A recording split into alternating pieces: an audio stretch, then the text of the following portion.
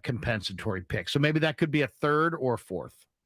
Damon and Ratto, brought to you by BMW Fairfield, now open in the Fairfield Auto Mall. Visit bmwfairfield.com today to book your visit. I'm actually going up there tomorrow, going to be driving up.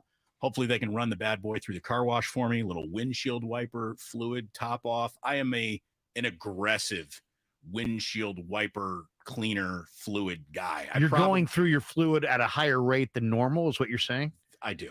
Are you the guy that is so, you'll do it when the wind's blowing so it actually gets the car behind you as well? I like that. I'm not going to lie. I do that to be aggressive. I'm a little bit addicted. The guy who's getting a little too close from behind. Hey, how about a little windshield wiper fluid? Maybe that will give you a little room to back up. Buddy of mine had a beater Jeep Cherokee in college. And what made it a beater is he took he got into an accident. He got rear-ended. So the back was all a little just janky.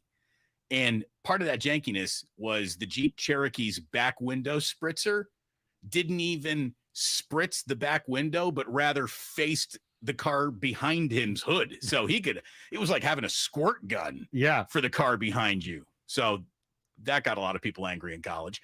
But look, we got ourselves a good show today. Keith McPherson, he hosts MLB Off Base on MLB Network. He's also a host on our sister station, WFAN in New York. So we will kind of review what happened. And it probably, if we just stuck on what happened last night in the baseball game, this interview won't take very long because the answer is not much happened in that game last night. Miking up the battery is the high watermark of the entire broadcast. Manoah was interesting, and the conversation that he and his catcher were having, that was interesting. The back-to-back home runs, since you and I left this studio at the same time, I'm guessing you heard those in your car the same way I did. So I didn't even see the Stanton or Buxton home runs, but I heard them. I get home, and essentially the rest of the game, Larry, is watching a little white dot appear around a little white box. And sometimes the number next to the dot says 101, and that's really exciting. Usually says high 90s. Sometimes there's a changeup or a slider, and it dips into the 80s. That's it. That's all that happens. That's a wrap. In a baseball game. You get a graphic that you look at a tiny little dot. Is it in the square or on the square or outside of the square? That's what you're getting. And look, I appreciate the art of pitching, but not as much as I appreciate the art of hitting. And the art of hitting is dead. It's dead, Larry. No one has any plate approach anymore. Everyone is seeking a launch angle, both cheeks, hope it lands in the parking lot. Everyone has that swing in baseball, and it's ruined baseball. The only thing that made this game last night, unlike what you saw in the regular season, is the lack of the shifts. Like, we don't care enough to shift. Okay, great. So that was an improvement. I thought the thing was, it was perfect. It was absolutely perfect from the standpoint of it is exactly what baseball is in 2022. It's the perfect showcase. It's a perfect showcase because if you watch that's baseball in 2022. The uniforms were the opportunity to have all the color and all the tradition and be able to identify all these players by their uniforms. If you were watching that game in the upper deck, you didn't know who's who. You don't know who's who. They wear the most drab uniforms they can possibly think of. Find me a less exciting color than that charcoal gray that they wore last night. Awful. How about you take Dodger colors, which I know this is almost heresy here in San Francisco.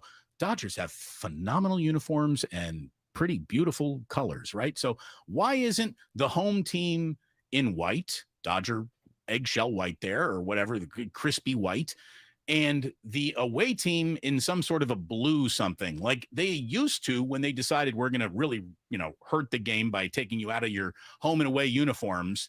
We're going to remove the rainbow, and we're going to at least have the National League and American League team all in a uniform, but the colors in that uniform will incorporate the host city of the All-Star game. Like they started doing that, and now they've totally moved away from that. I don't like that either. Why? What's the purpose of that? They had it right. It was better when it was every team's uniform. Why? Because then you can identify who the players are at first glance. You can't even figure out who the players are. And guess what? The players have never been more nameless and faceless than the current crop of players. So you need them to be identified easier, not make it more difficult. So I thought not having the colored uniforms is terrible. Go put the uniform, let these guys, if you got a guy wearing red, you got a guy wearing orange and black, you got a guy wearing those are the uniforms. That's the colors that surround the game. That's what I wanted to see. We're not seeing that. Then you got all the scoring came from home runs, and all of the scoring in the 9-inning game came in 2 half innings. That is so baseball in 2022. Now I hate being negative on something that's, a fun thing like the All-Star game, but it was just a sleepy, forgettable product without a lot of action and with nondescript uniforms and players. And it was a colossal bore. Then you mix in the home run derby. They screwed up the home run derby royally with the camera angles. They couldn't even get it right. I just think baseball really missed an opportunity. I think it was a sleepy, forgettable game that we could put up a poll question today and say, what was the highlight? And you get some people to respond. A week from now, if you only interviewed people and said, are you a hardcore baseball fan? They said, yes, I'm a hardcore baseball fan. Great. Tell me what your greatest moment of the All-Star game was. They would sit there with like, I don't remember. Right. Those back-to-back home runs. I guess was at the 4th inning, and then Stanton home run. well, and look, the lack just forgettable. It's forgettable stuff. The lack of identification or name recognition, even at the bottom of an all-star team. And that's what you're getting. All your key at-bats in a one-run game are being taken by virtually anonymous all-stars, with the exception of Kyle Schwarber, who, struck out in the 9th inning there. I guess his name was recognized, but we know who Cronenworth is, obviously. Look, if you're a baseball fan, you know these guys, but to the casual person sitting at home, these are not who you want up in high leverage situations late in a one-run game that's supposed to be an entertainment. It's just not. We got to take a real quick break. When we do come back, we'll tell you who the 3 biggest winners of the All-Star Week were. We'll get into some very interesting sound of Scott Boras talking about Juan Soto. We will return to the fact that the 49ers might have a little Jimmy Garoppolo news coming up soon. Certainly everyone in the NFL media wants it today. It will be happening soon. And what we'll have for you a little bit later on are the 5 things that need to click for the 49ers to be a playoff team, quarterback notwithstanding. We get it. If you want to be a good team, you better get good quarterback play throughout the season. So we're going to leave that out and get into the 5 other things that need to happen. We are 50 days away until week 1 of the NFL season. We're just a few hours away until Steph Curry hosts the ESPYs, which I'm sorry, I love Steph Curry, and I hate the ESPYs. There's nothing to see there. So I don't know how much we can really get out of that, but we might sound like old men shaking our fist at a cloud. But look, this isn't about, a generation telling you that music in my day was better than music in your day. But I can tell you with absolute certainty, baseball back in my day is better than baseball today.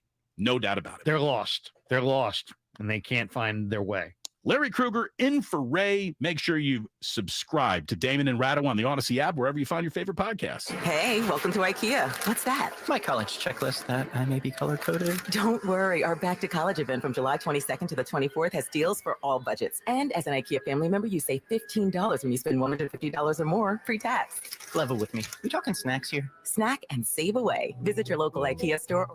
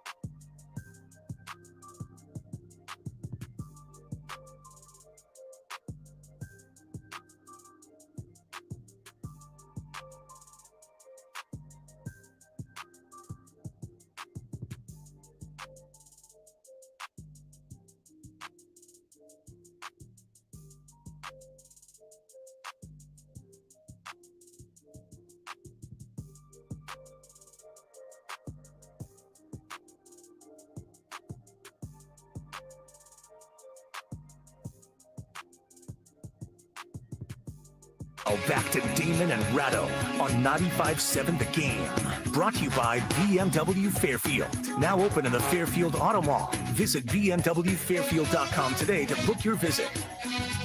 Hey, you guys streaming? Yes. Thank you for asking. Yes, we are. You can see the glory that is over on twitch.tv/957 The Game or youtube.com/957 The Game. You can watch us live. You can see what's happening in the studio. And the truthful answer is not very much. It's just two guys talking. But hey, if you want to see what radio looks like, you'll realize quickly why it's simply on the radio. But welcome. It's great to have you here. Larry, it's good to have you in for Ray. You asked a very interesting question, I think, before we went to break, and you said just based on Q rating. Well, no, you go ahead. Well, I just, baseball came out, and it's like they put uniforms on their guys last night. Like, we all know who their guys are, but in reality, I'm a diehard baseball fan. I needed the uniforms to be able to tell you that I was looking at Sandy Alcantara, that I was looking at Tony Gonsolin, that I was looking at Matt Mantiply, you know what I mean? David Bednar. I actually need the uniforms to tell me who the players are, because that's how poorly Rob Manfred has done as far as marketing his players to forget the general public. How about sports fans and talk show hosts? So I was just asking you a simple question. Look at the Q rating, like how recognizable NBA players are by comparison. You take Patrick Beverly, who's just a mediocre, middle of the road, nice little defensive combo guard, backup point guard, pest of a defender. But has trended enough on Twitter, done enough talking, fully, using as many F words as he can fit into a 30-second Instagram video moments. And Patrick Beverly played in the postseason this year. He was in Los Angeles before that. So yeah, I that is the perfect middle of the road, might be recognizable out of uniform.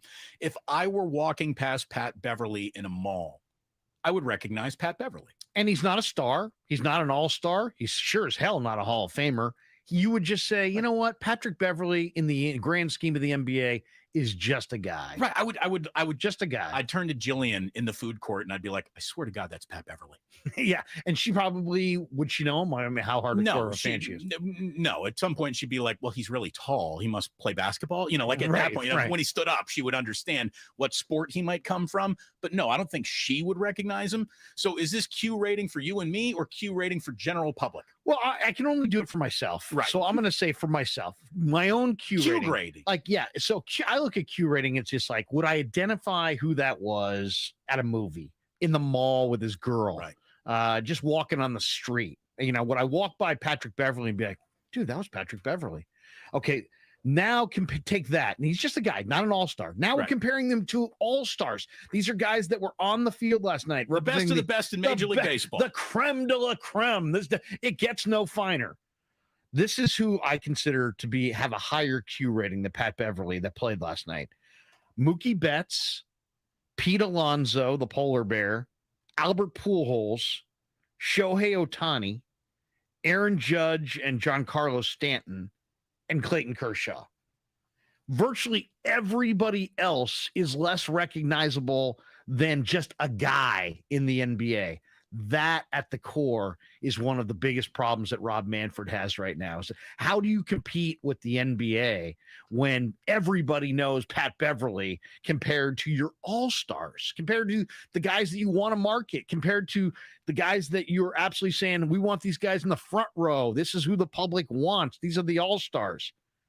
7 guys I just named there. There would be 1 or 2 others. Maybe you could argue for Manny Machado. Maybe you could argue for like a Juan Soto. Maybe. But I mean, I don't think so. So here's my list. And I think I even have to shrink the list based on walking around in a t-shirt and jeans, like just hanging out in Union Square for an hour. How many people? I don't think, knowing that the Mets were in town, Pete Alonso gets recognized once in an hour at Union Square. He's a big dude, though. But you take him out of uniform, I don't think he gets recognized. I don't think that Giancarlo Stanton gets recognized outside of New York. Aaron Judge, who is a monster of a human, I don't know if he's getting recognized out of New York, to be totally honest with you. The names against Pat Beverly's get recognized. The name Freddie Freeman, the name Paul Goldschmidt, the name Manny Machado, I think, get recognized around, you don't even have to be a baseball fan. Just do you check the yes box on I'm a sports fan? A sports fan, I think, recognizes those names. The player, no chance. No chance. So here's what I got. And they don't wear helmets. So there's no excuse. I wanted to have Mookie Betts on the list, but I crossed him off because I don't think he would be that recognizable. Albert Pujols, Clayton Kershaw, Shohei Ohtani. That's the list. That's your list? I got 3 guys who I think would just be recognized. Would you recognize the name Vladimir Guerrero Jr. as a sports fan? Of course you would. Would you recognize him if he just hopped on your BART train, rode 3 stops with you by the time he got off? No. No chance. No way. No chance. Most of the guys that I'm picking here on the baseball side are you would recognize them only because of their stature. Like I thought Aaron Judge. I mean, anytime you see a 6'7", relatively young athletic guy, there are people like, I wonder if that's a pro athlete. Professional athlete, Yeah. right. So, I mean, I'm giving them that too. But you're probably right. I mean, I would recognize these guys, but like, go look at the list, especially the pitchers. I mean, it's you. Would you recognize Paul Blackburn if he walked in here right now? I mean, you could easily fool me if you said, hey, if the producers want to pull one over on me and said, hey, you know what? We had Tony Gonsolin and he's in studio and he's in the hallway and he comes on in, he shook our hands. Right. We bring in some guy named Steve from the sales department. We could put it right past you. Tony Gonsolin. Tony, good to meet you. It would be like 3 questions in before I'd be like, that ain't Tony. He's not a pitcher. That ain't Tony Gonsolin. That's Kenny Wardell. Get him out of here. Yeah. No, it's so how about this? Paul Blackburn of the Oakland A's, real nice inning, struck out Jock Peterson. There's a big win for you, Oakland. I'll go as far to say John Fisher would not recognize Paul Blackburn. He owns the team. His contemporaries didn't recognize him. He got on the Houston bus and he said the Houston Astros All-Stars get on the bus to go to the airport. And they're like, who is he? And he's like, I don't recognize these guys either. That's awesome. So baseball, is that your All-Stars, security detail? Yes, that's my security guard. Baseball All-Stars don't even recognize other baseball All-Stars. It's become it's become a very baseball's lost its way it's lost its place. And my kid asked me last night, what year, this is a good question and I couldn't answer it. What year did the NFL pass baseball? What year did the NBA pass baseball as the sport? And I gave him, now tell me what you think of this. These are the answers I gave him. I said football passed baseball in like 1979. I would say late 70s when the Steelers had the dynasty and the big, the We Are family. Pittsburgh won both years in 79, Steelers and Pirates. I would say 79 is when the NFL started going right on by. Maybe at the beginning of Joe Montana and the Niners, 81 Niners, right around there. The Niner dynasty, and I know this is going to sound like, didn't you used to be a Bears fan? The Super Bowl shuffle changed football in terms of pop culture. William the Refrigerator Perry changed football in terms of pop culture. So I would say that's very the late 70s to mid 80s. Yeah. 79 Steelers, 80 Raiders, 81 Niners, 82 Washington, 83, whatever. I mean, you know what I'm saying? That stretch, the 84 Niners, 85 Bears, 86 Giants. Right. Lyle Alzado. Yeah. I mean, that in that window, that 4 or 5 year window, I'd say. But then he asked me, when did the NBA pass baseball? And there are some hardcore baseball fans that would try to argue to some ridiculous point that the NBA still hasn't passed baseball. And you could use some numbers, I'm sure, to with attendance and different ratings to make that statement. But I would say it was the mid 90s, like the Jordan. When Jordan is quit baseball and he's coming back and he's winning titles and they're winning 72 games. I would say mid 90s. Bird, Magic, Jordan. Well, Bird and Magic, but even those were tape delayed. Those were tape delayed. Right. So I would say Bird and Magic, but that was 80. I would say in 1980, baseball was still bigger than basketball. I would say you want to know what the real mystique about Michael Jordan 15 was. Years later. But the real mystique about Michael Jordan was simply this. Not only was he the best at what he did, the only thing that he was as good at was being handsome too. I mean, so that's it. Not only is this the best player in the sport, look how handsome he is. Everybody looked at Michael Jordan and was like, man, that guy looks like a star. Look at it. Look at that smile on him.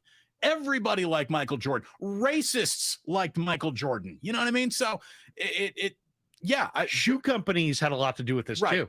Nike had a ton to do with this. Jordan changed the NBA's popularity and put it on a different trajectory, probably more than any one human being. Yeah. But now here we are, 2022, and NBA Summer League is like a thing. And the baseball, what they used to call the Midsummer Classic, they compared the All-Star game to the World Series back in the day. Was anything last night, nothing about last night said, oh my God, must see TV. And if you taped it and you watched it afterwards, because we were here, so I had my kid tape it. I mean, I'm like, literally, it's video NyQuil. You know, I'm watching it and I'm like, oh, okay, here's Matt Mantiply. Okay. Here's David Bednar. I mean, here's Framber Valdez. Here, you know, I mean, it's, and then you take away the colors and the uniforms. Honey, I can't come to the table. Framber Valdez. I'll be there in a minute. Exactly. I cannot miss Framber Valdez. You know, it's just, we're at a point now where I just think that baseball needs to really think about what they're doing and why they're doing it, and start coming up with a way to market their sport more aggressively, more globally, and try to start resonating with sports fans. Because last night and Giants games this year, I mean, I'm a Giants fan. I watch every single game. I seriously do. And if I don't watch it live, I tape it and I watch it later. I watch every single game. It almost sometimes, Damon, feels like a sentence. It's like, oh, I still got to do this. I still got to, oh, God, right. I got 6 innings of a Giants game I got to get through. I literally got it's like homework. I got into sports talk radio to never have to work a day in my life. Right. It's work. And sometimes it feels like work. It does. The Warrior games don't feel like work. No, watching the Niners on a Sunday doesn't feel like work. No, that's fun. Watching other teams in the NFL doesn't feel like work. Heck, watching Summer League. I watched the Kings play a Summer League game the other night, and I enjoyed it. So I wanted to see Keegan Murray. You know what I mean? It's like, he can play, by the way. Yeah. MVP Anyway. of the Summer League. But I'm just saying, that's where baseball's at. And then to have all the scoring, I mean, think about it. You got 9-inning game. You got 18 half innings. 16 of the half innings were no scoring at all. They were only scoring in 2 half innings between guys wearing uniforms that you don't recognize with teams that it's hard to discern. And if I got to really work hard to figure out who I'm looking at, it's got to be super compelling, and it's just not. And maybe that's the old man get off my lawn thing, but I'm trying to relate to baseball, and I'm not relating to it. 888-957-9570. I see some calls coming in. We'll get to you here in just a second. We're brought to you by BMW Fairfield, now open in the Fairfield Auto Mall. Visit bmwfairfield.com today to book your visit. Comcast Business Text Line says, hey, would either of you guys recognize Fred Warner or Trent Williams? Well, I would recognize Fred Warner because we spent time together at a charity event not too long ago. Trent Williams, yeah, you'd recognize, I think, the size of him. But let me just say, they're wearing helmets. It's a legitimate question, but it's a helmeted sport. I remember going to the Barry Zito introductory press conference at 24 Willie Mays Plaza the day he was being introduced, and I remember seeing Scott Boras, and he was recognizable, and there's Sabian, and there's Boch, and there's there's someone else there, and I'm like, who's that someone else? And I swear to God, it wasn't until Barry Zito put a baseball hat on and got framed by the hat that I'm like, oh, it's Barry Zito. You know, like a baseball player takes the hat off and the framing's not there, I almost can't recognize him. And Zito is a guy that you saw a ton of. He's a pitcher. You get a million close-ups. He's also, again, handsome guy, but it wasn't until he put the baseball hat on that I recognized him. And if it's like that for me, how is it for the general public? How is it for someone who just casually watches out of one eye, Well, and look how hard baseball is trying on the draft to make these guys, names and personas. The most recognizable person on the draft was Jeff Passan. Right. It's just not there. Jonathan Mayo, and I mean, so it's baseball's trying to make their sport more relatable and younger, but it's like they're all fascinated on this. Well, if we just make the sport 15 minutes shorter, well, that's part of it. But really, the big part of it is there's just not a lot there. The three outcomes of the walk, the strikeout, and the home run. Last night, what do we have? We had 12 strikeouts from the National League pitching. We had 22 combined strikeouts in the game last night. We had 5 combined walks and 3 home runs? Is that what it was? Yeah. Goldschmidt hit one, and then Stanton hit one, Buxton. and Byron Buxton. So you had 3 home runs that accounted for all the offense. You had 22 strikeouts, 5 walks, and the National League got 8 hits, and the American League had 5 hits. Look, the 3 biggest. Or no, the other way around. National League had 5 hits. American League had 8 hits. The 3 biggest winners of the All-Star Week were mic'd up batteries. Like the conversation. People want to say, oh, we should see that more. We're not seeing. Forget that. You're never seeing that. Not in a game. No. Come on. Joe Buck. Yeah, where was he? Because look, he's not working for Fox anymore. That's where he is. He's Amazon he's ESPN now. So he brings a gravitas that last night's broadcast sorely lacked. And that's not a shot at Joe Davis. I think Joe Davis is a fine broadcaster. He's going to get better. I like the fact that he's an understated guy, but he's too understated. That thing was boring last night. And Chris Berman brought fun and romance and a back, and everyone complained about it until he was gone, and now you miss him. Right. Everyone complained about Joe Buck. Now he's gone. It's like Dick Vitale. Like you miss him. Oh, I can't stand Dick Vitale. Really? Right. Can you name anybody other than Dick Vitale? He was a character. So it was, to me, I mean, it's entertainment. It's all supposed to be entertainment. And if it's what defines a good sporting event, I would say one word: memorability. And what about what you saw last night would you remember in a week, let alone years from now? Nothing. I can safely say that after this segment, I might never talk about that All-Star game ever again. This is Paul. Paul is in Oakland. Paul, thanks for the call. You're on 95.7 The Game. Hey, what's happening with you guys this afternoon? What's What's going on? So my belief about when that crystallizing moment was when basketball overtook baseball in terms of national exposure and TV, Right. was the night of the O.J. Simpson slow speed chase 94. that cut into June of 94. yeah. Knicks Yeah. Rockets. Knicks Rockets.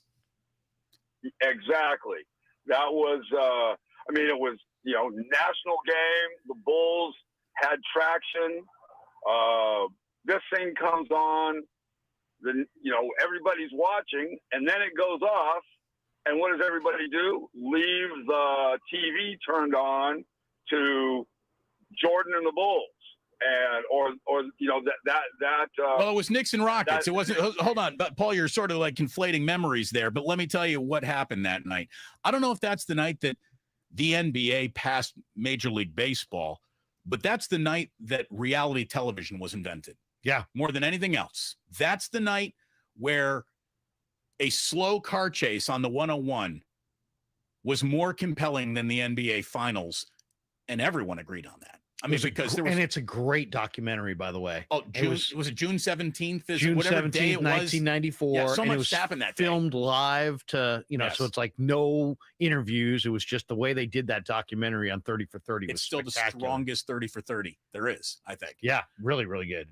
This is JJ in San Jose. Hello, JJ. Hey, what's up, guys? Thanks for taking my call. It's interesting topic you guys have here. So I'm just full disclosure. I'm coming from a 29-year-old millennial perspective. We forgive you. Born in '93. It's almost like you do have to check in and kind of tell us where you're coming from, though. But I appreciate that. Well, I just saying because the 20-year-olds nowadays are a lot different, even though they're not much of an age difference. But the 20 and 21-year-olds today are different from people that are even my age, just because of everything that's gone on in the world. But I grew up on, Sosa, McGuire, Jeter, a little bit up towards the end of Griffey, but obviously Bonds, like there was some superstars in the game, even in my youth. and I don't know exactly what. Maybe it was social media and just how certain sports took advantage of that type of platform. But I want to ask you guys, like, what exactly do you guys think happened to the overall view of sports to where baseball just took a straight up nosedive and hasn't been able to get back up? It's a great question. I personally think it's when the game stopped being inclusive and it started having an exclusive feel, when you didn't really see as much diversity as you used to see. I think that's had a huge impact on the game. I think there are people that feel like the game is not for them because they don't see people that look like them when they're playing. And that's almost like a self-fulfilling prophecy. It's like just it gets momentum over time. It's like, I'm an athlete. What am I going to play? Well, I could play baseball, basketball, football. Well, I don't see anybody like me playing baseball, so I guess I'll just play basketball or football. So I think that has something to do with it. So representation matters. Representation and inclusion matters. All my life, I have known white people, and all my life, I'm not one of those, let me introduce you to my black friend. Like, that is a plural. I've had black friends my entire life, every aspect of my life. I can honestly say that until I moved to San Francisco, I had no real relationship with any member of the Asian community because I was never in a place where the Asian community was really around me. When that movie, and now I have a ton of Asian friends. When the movie Crazy Rich Asians came out, I still have not seen that movie. It's a rom-com. You don't need to see it. You don't need to see it. You don't need to see it. But it meant so much to my Asian friends. And I think that's when I really got, like, man, representation matters. And if you think about it, you're an Asian kid growing up. Who was your favorite Asian movie star? Like, you had Jackie Chan and Bruce Lee. You had two. How is that possible? You didn't get much inclusion. There wasn't much, there wasn't Asian characters anywhere on primetime television unless they were a stereotypical joke. It was a punchline. It wasn't an actual, well, here's a character with full-fledged grown emotions all around them.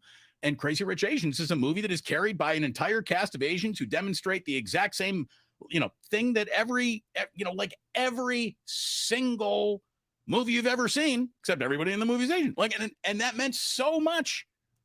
And I like, it finally got me. That's when I understand, like, inclusion matters. It really does matter. And people are drawn to things when they can connect with them because that looks like me. It's about relatability. Yes. If you can't relate, if you can't relate to a topic, you're not going to like that topic. If you can't relate to a sport, you're probably not going to like that sport. I think that's safe to say. I think we're on safe grounds when we say that. Dude, somebody says, Damon does sound like a black name. There aren't a lot of white Damons out there. It's me and Damon Bailey from Indiana. We both went to IU. There you go. But look, Damon Minor.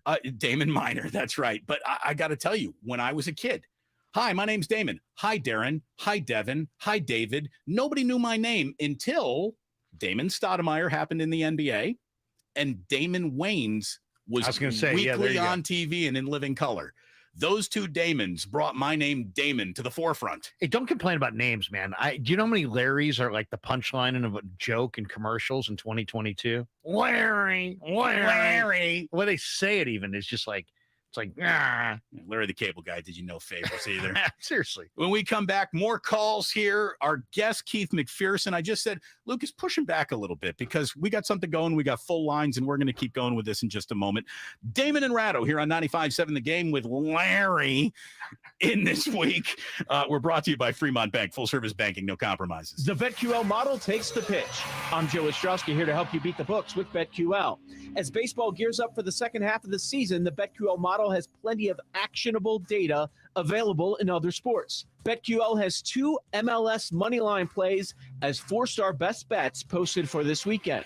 The Columbus Crew are plus 120 on the three-way moneyline versus New England, and the Chicago Fire are plus 2.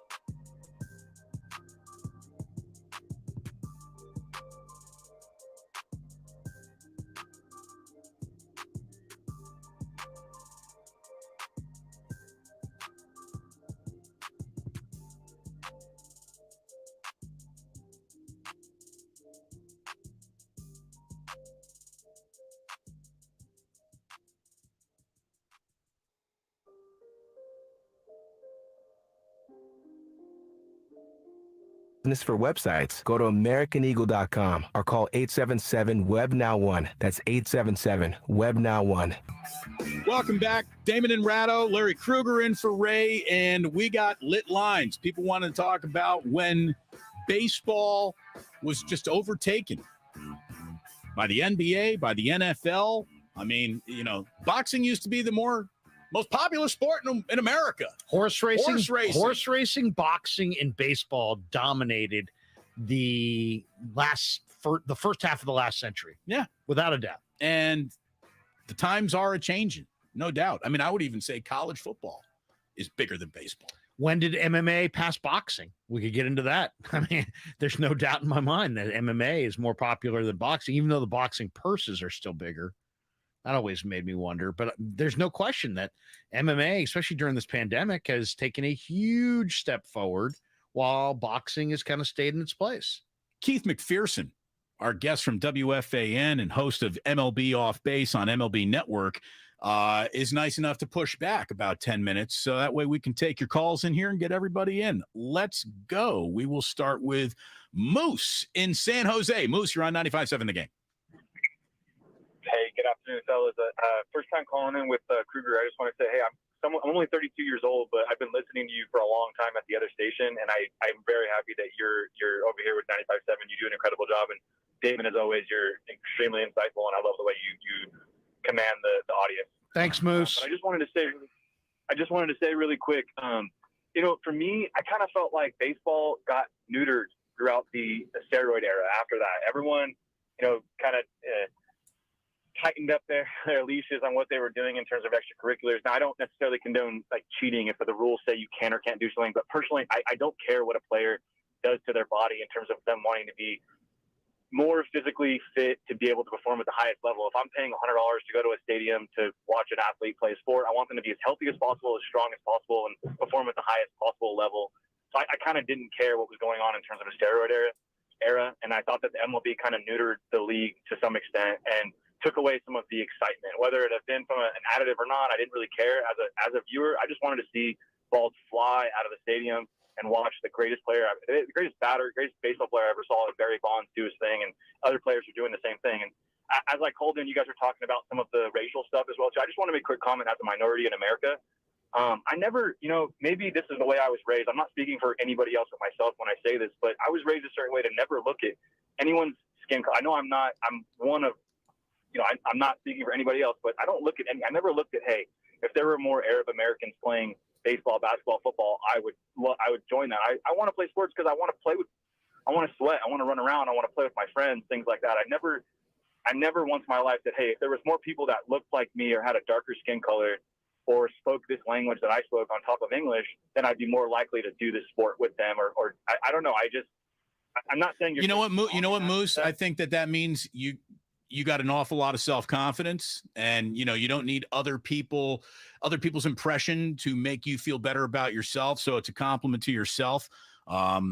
For people who representation does matter a lot to. It's not a compliment that we're complimenting. We're not dissing you to compliment Moose here, but thank you very much for listening, for your compliments, man. And I will say this about baseball. There's never been a sport who went out of its way to vilify its heroes and make you believe that everything that just entertained you was a little bit dirty and a little bit false, the way that baseball went on its steroid witch hunt. And to me, I get why a lot of people did get turned off by that, but to me, there's no real difference between I took steroids and I had LASIK eye surgery. Both are performance enhancing. The amount of guys who had LASIK eye surgery to see better, to see the ball better, is prolific. And to me, that was always as unnatural as steroids. Well, and we're always looking at steroids through today's prism. We don't know how HGH will be viewed as a substance 20, 30, 40 years from now. Flintstones vitamins, by the way. We don't know. We viewed it as negative. It's interesting, though, that there are people that were turned off by steroids.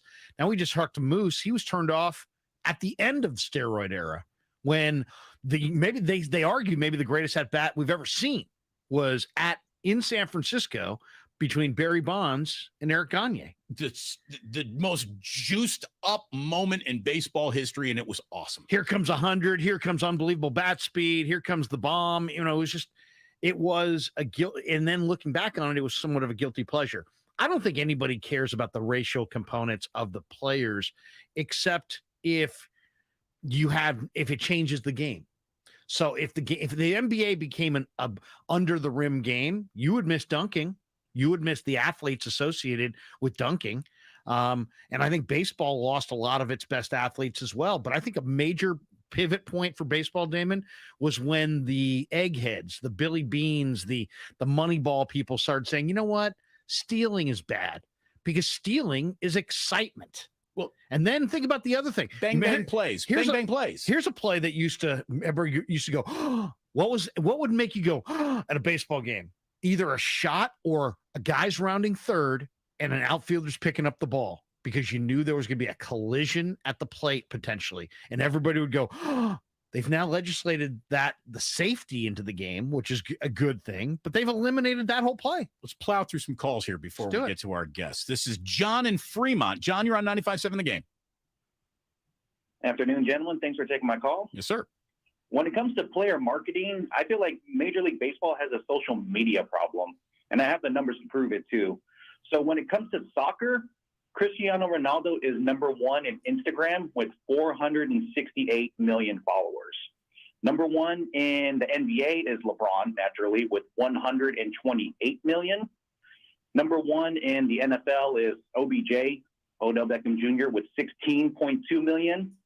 And then we get to Major League Baseball. Number one is Mike Trout with 1.9 million. Wow. That's staggering. There's a lot of truth in just social media interest telling you what people are interested in these days.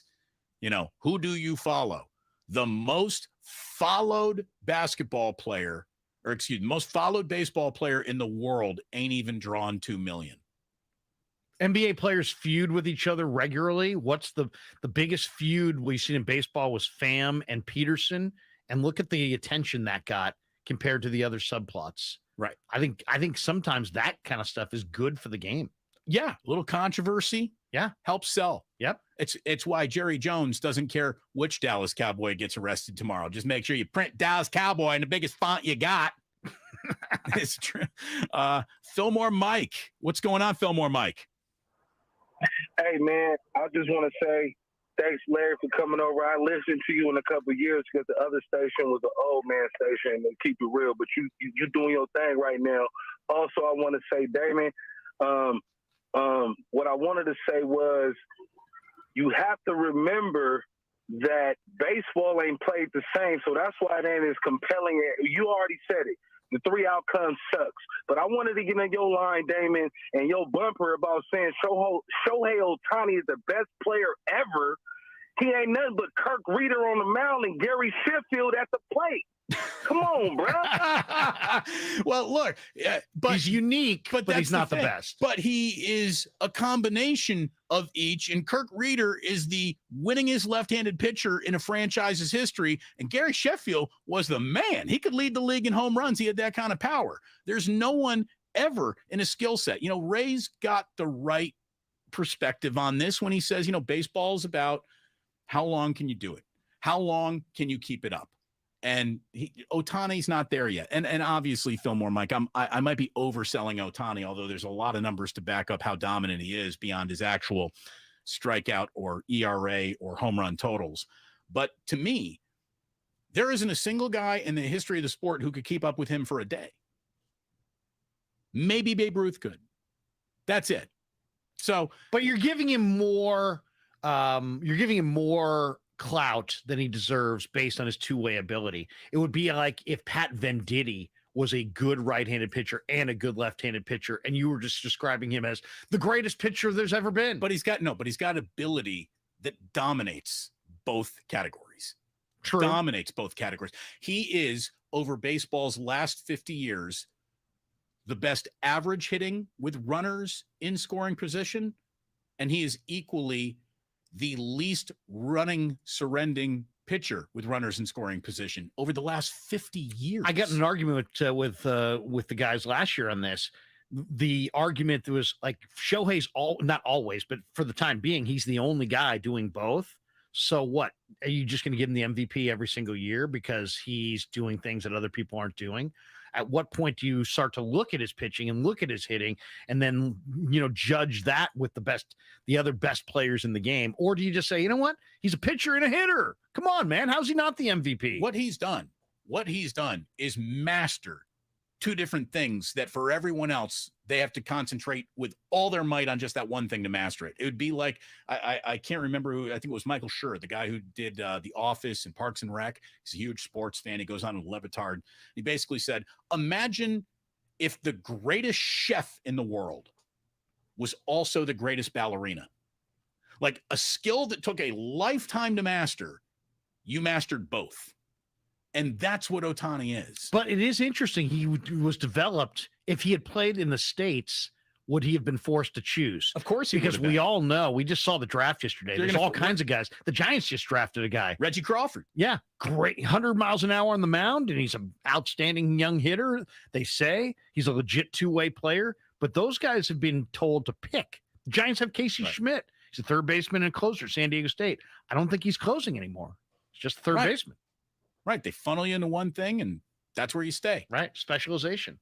But at the same time, if anyone else probably could do what Ohtani could do, they'd develop it. He's in a class photo of one. Or would they encourage him to choose because one? Major League Baseball is so stuck in its own ways, maybe you need creativity of other continents brought into the picture on That's that a good one. point. Anyway, if you're on hold, and we got a lot of people still on hold, you stay right there. Welcome one and all to our 4 o'clock hour. You're listening to 95.7 The Game, KGMZ FM in HD1 San Francisco, an Odyssey station. Damon and Ratto here on 95.7 The Game. Larry Krueger in for Ray Ratto, and we're very happy to welcome in Keith McPherson, who is the host of MLB on Base, MLB Off Base, and MLB Network. You can find him there. WFAN, our sister station in New York. He's still in LA. He was covering the All-Star game, and you're a radio guy who was supposed to join us 15 minutes ago. We were cooking through a segment, man, so we pushed back. Thank you very much for being a radio guy at heart, Keith. How are you? Hey, what's up? This is Damon, right? Yes, sir. Good. And Larry, are you there as well? Yes, I am. Good to have you. Hello, guys. Thanks for having me. It's an honor. I was just riding around LA a little bit and, went to get some lunch, do some things.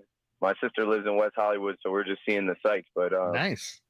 Figured I'd jump on and talk baseball with you guys. No problem. Where'd you go for lunch? Let's get right to the skinny. We went to a sushi place in West Hollywood. I don't even remember the name. Crunchy Rockin' Sushi. Crazy Rockin' Sushi. Now, I ordered as much as I could. Was lunch more entertaining in your mind than the All-Star game was? Oh, no way. Lunch was great, but we've now come down from all of the All-Star festivities. The All-Star game out here, I think, was the best one ever. I've only been to 3, but just from my eyes and from my ears and what people were saying and how well it was executed, and Giancarlo Stanton coming home and winning the MVP where he grew up as a kid, going to games, and Juan Soto with everything going around with him winning the Derby, it played out great in Hollywood. I loved it so much. Now, Keith, I know that you work for MLB Network, and nothing puts you in a moment like being in the moment in person. Larry and I are diehard carrying baseball fans. We really do like baseball, and I thought that last night's All-Star game was among the worst that I had ever seen. The game had 4 or 5 interesting swings over a 3-hour-long broadcast that missed Joe Buck. I thought that it was a full demonstration that baseball is completely devoid of the art of hitting. Everyone has one swing. They're trying to generate a launch angle, and the art of hitting is dead. I did think that it very much encapsulated where baseball is. And baseball is a sport that is rendered itself to 3 outcomes with very little recognition. Again, I understand when you're there, it's incredible. And Dodger Stadium is a wonderful ballpark, and the pageantry of all of it, I can see why it overtook you. But I thought the game played out quite differently than you did. So there's the actual game broadcast and watching the game, the at-bats, the outs, the pitchers, like actually watching all of that. that's different. Something I've heard recently is that, the broadcast experience, like here's an example. When I was in London for the London series, I loved it. There was nothing but runs, 50 runs scored. But people at home said that they didn't enjoy watching those games on TV. I have no idea what the broadcast was like. I actually recorded last night's All-Star game so I could go back and watch it. What I would say is the festivities of it were great, not the actual game. It was a 3-2 game. I think a lot of people were rooting for the game to be tied so we could see the swing off. Other people were rooting for outs for the game to be over so we could all go to the after party. But the overall presentation and pageantry of the red carpet show, Dodger Stadium, the theme park of all ballparks, it's renovated. It's so nice in there. And you're walking around, you're seeing celebrities, you're seeing different people in the industry, and that part of the game was great. But no, a 3-2 game for me, early on the NL scores, the highlight of the game for me was Giancarlo Stanton hitting one out, him as a Yankee, but, also seeing Jose Trevino and Nestor Cortez. Those are my guys. I got to, chop it up with them in the hotel. Good seeing them as first-time All-Stars get to go out there mic'd up and do their thing. But, yeah, I think a lot of the people there were not so concerned with the outcome of the game or the gameplay itself. It just was an overall good experience. Let's talk about the after parties. No. But let's give me your thoughts on Aaron Judge, because he was being interviewed before the game, and the question was pretty simple. It was like, do you look forward to, signing at the end of the year with the Yankees? And he wouldn't go there. He wouldn't necessarily go there. And he is grew up a Giants fan. He grew up in the Central Valley as a Giants fan. What's your guess? You think the Yankees? Are they going to just go full, hog wild to try to retain him? Or do you see him maybe going, you know what? I'd rather play out on the West Coast. What's your guess on where Judge lands in 2023?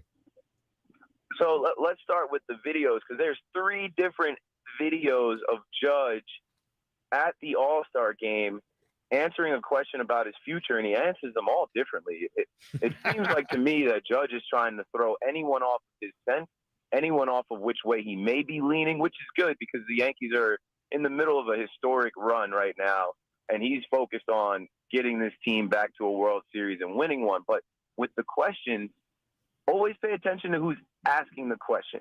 There are 3 videos that I have saved in my bookmarks on Twitter. One, he's talking to Chris Young from MLB Network, associate of mine. I know Chris Young. And they played together, so they have a different relationship. And there he does mention that, he asked him a question about what does he do after games and how does he unwind.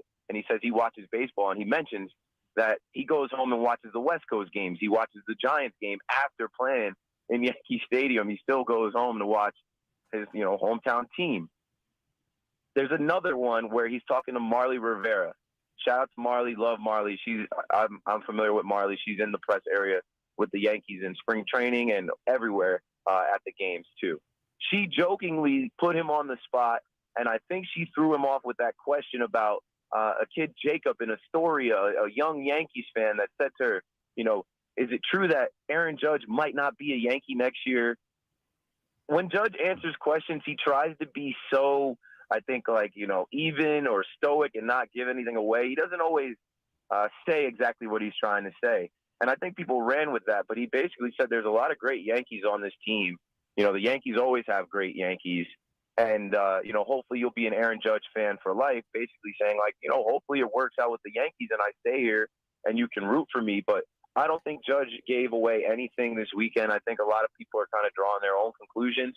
This is what I'll say. As a Yankees fan, the Yankees better not be outbid for Aaron Judge's services. There should not be a situation where the Yankees are outbid by $5 million. They're the Yankees. The Yankees should not be outbid for Aaron Judge. They owe him some money. This guy has been the face of their team, helped bring back this team and bring back fans to this team in the last 5-6 years. He's their guy. They drafted him. They developed him. They built the judges' chambers for him. They sold a ton of his 9-9 jerseys over the years. They got to pay him. If the Giants want to, put in a bid for him, they're going to have to outbid the Yankees. And then it might be a thing like if he does choose San Francisco, it's because he wanted to go home, but he knows how big it is playing in New York. And, bringing a World Series back to the city. If he's able to do that this year, it's going to be interesting. Keith McPherson of MLB Network and WFAN back in New York. Were you surprised how much the Juan Soto conversation hijacked the entire proceedings, if you will? I kind of was, because like in the matter of like, I don't know, 3 or 4 days, you hear about the $440 million offer that he did not accept, that he declined. Then you hear about, okay, they want to trade him. They're going to accept trade offers. The Giants checked in on him from what I had heard. Of course, the usual suspects, the Yankees, the Dodgers, the Cardinals name comes out. And then you hear, since he rejected that offer, the Nationals didn't fly him out to the Derby. So after he played Sunday, he had to get on his own commercial flight that he booked. And supposedly he got to LA at like 1:30 in the morning, went to sleep, still showed up at the Derby and won it. So it just adds to this kid's legend. Now he's got a home run derby and a World Series, and everybody knows he's the next big thing. He's this guy that we're looking at to sign a $450+ million contract, and whoever trades for him is going to have him for a couple years, but then they got to ante up. And there's only a couple teams that can actually do that with their payroll. So I'll tell you, it was amazing to watch it all go down, because to turn down $440 million and then win a home run derby is one of the more baller things we've seen in Major League Baseball in a long time. Real quick at the end here, Keith, because it even says on your bio on Twitter that you're into the Brooklyn Nets, and we've gone through the ring around here with Kevin Durant. Are you sick and tired of his poutiness too now? Yeah, I saw KD coming out of the Bank of America suites in Dodger Stadium. That was interesting. I'm not tired of KD. I am a Brooklyn Nets fan. I'm from New Jersey. You're the one. Okay, you're the one. Yeah. Okay, you're the. Yeah, when that video went viral of the Nets fans chanting, "We want Boston," that was me. That was my video. Whoops. I think it's just business. I think it's a guy pushing back on a front office that he, isn't on the greatest of terms with. But now you see how it's played out. The best player in basketball is hard to trade for. I don't think anyone has a package that they're willing to give up for Kevin Durant. So run it back like we thought you were going to run it back when we heard that Kyrie was opting in for one more year.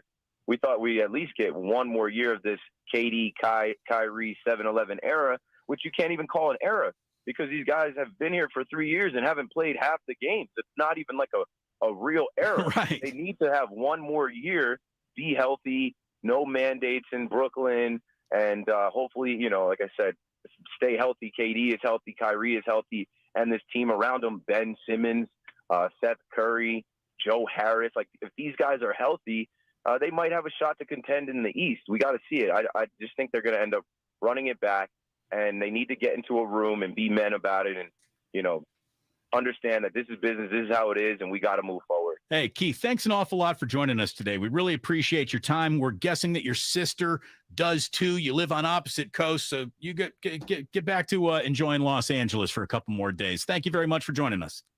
Will do. Thanks for calling. Thanks for having me on, guys. Great stuff, and look forward to hearing from you soon. Thanks, Keith. Keith McPherson of MLB Network. He's a host on WFAN. Nice catching up with him. I'm glad he had a delicious sushi lunch. If you're there, the game washes over you differently. Watching on TV, oh my God. Different perspectives. Yeah, for sure.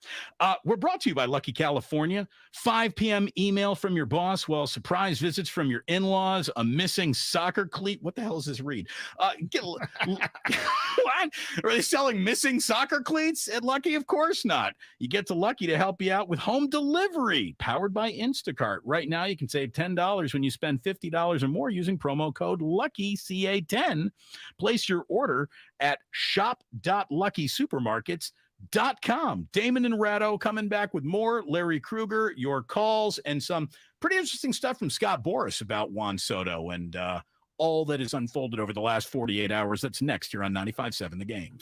Now with Xfinity, you'll get unlimited internet with gig speed and supersonic Wi-Fi.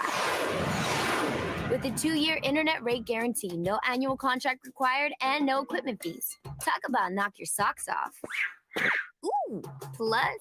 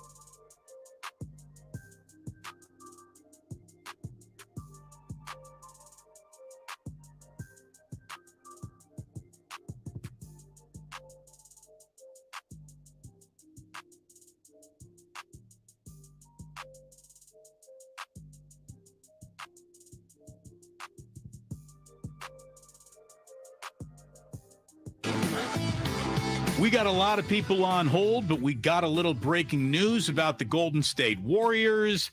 Let's hit it. 95.7 The Game breaking news. Brought to you by the Beat the Streak podcast. Get an inside edge on how to win the $5.6 million prize every day this baseball season. Listen on Odyssey or wherever you get your podcasts. Well, don't let anyone tell you that Summer League doesn't matter, because if you show out there, you might just make the big team. Shams is reporting only 1 minute ago that guard Mack Mcclung has agreed to a one-year deal with the Golden State Warriors. He obviously impressed. He averaged 13.4 points, 4.8 assists in the Summer League for the Warriors. You know, I was looking at him thinking that he had one game where he really put the boogie on everyone. He was playing harder than anyone. And then the rest of the time, after I saw the Mack Mcclung showcase, I was thinking, all right, man, shoot less. I want to see Moody shoot. I want to think Kuminga. I want to see Kuminga. And just pass the ball to James Wiseman, let him work a little. So I think I almost held it against Mack Mcclung that he was so aggressive, but he was aggressive enough to where the Golden State Warriors just agreed to a one-year deal with him. So there you go. Congratulations, Mack Mcclung. And, you know, let's talk to him real soon here on 95.7 The Game. I like him. And he had it going with Wiseman in the Summer League. He's an athlete. I mean, he can throw down. Did you see his high school dunk tapes? I mean, they're ridiculous. Yes. I mean, this guy gets way up. But I just loved how hard he played and just how well he seemed to be in sync with James Wiseman. And you know, this guy was the G League Rookie of the Year last year. I don't know, I'm not exactly sure why the Lakers let him get away, but he looked great. He looked terrific in the Summer League. And now we pretty much, unless the Warriors are going to get involved on a KD trade. They don't need KD anymore. They got Mack Mcclung. But I'm just saying that the roster is pretty much set. It feels like it. Did Mack Mcclung just take over the game of musical chairs that they were holding for Andre Iguodala? I don't think there's any doubt. Yeah. Because now Golden State's got 13. Is it a guaranteed deal? Or is it a two-way deal?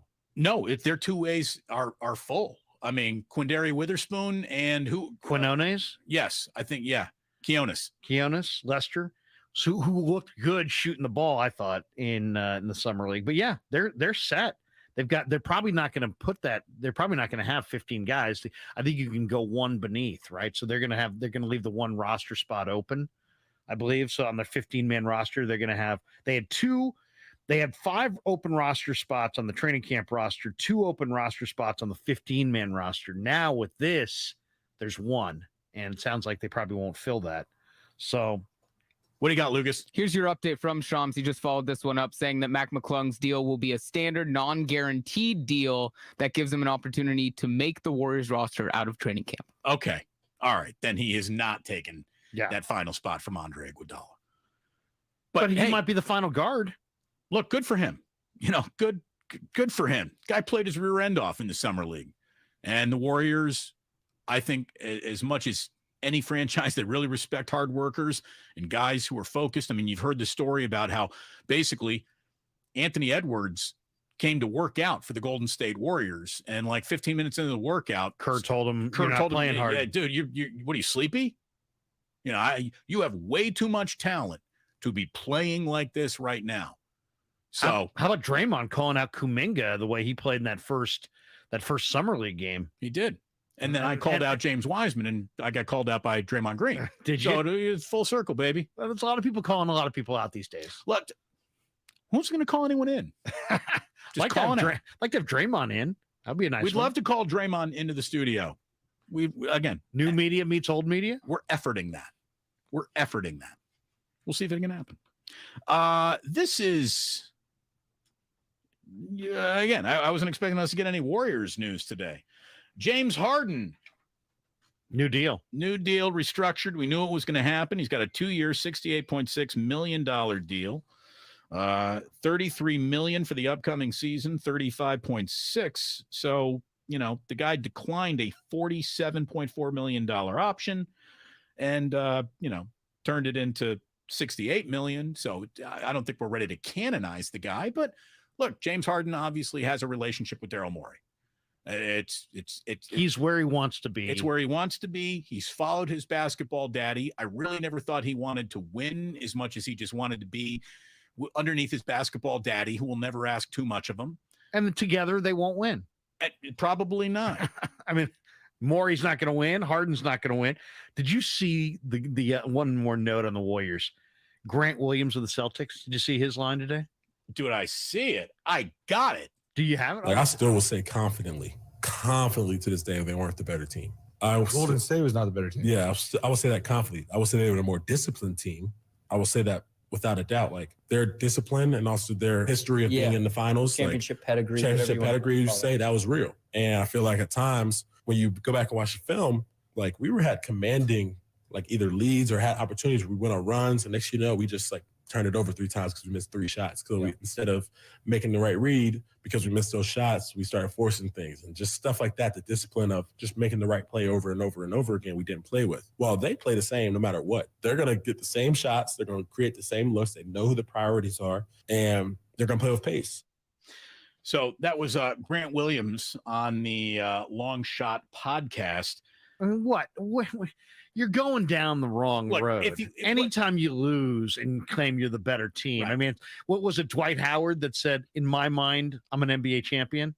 Right. Before he won an NBA championship. Right. I mean, Look, great. Thanks for coming. I thought Grant Williams played better than just about any other Celtic in that final. I got a lot of respect for how much he left out on there, playing hurt the entire series.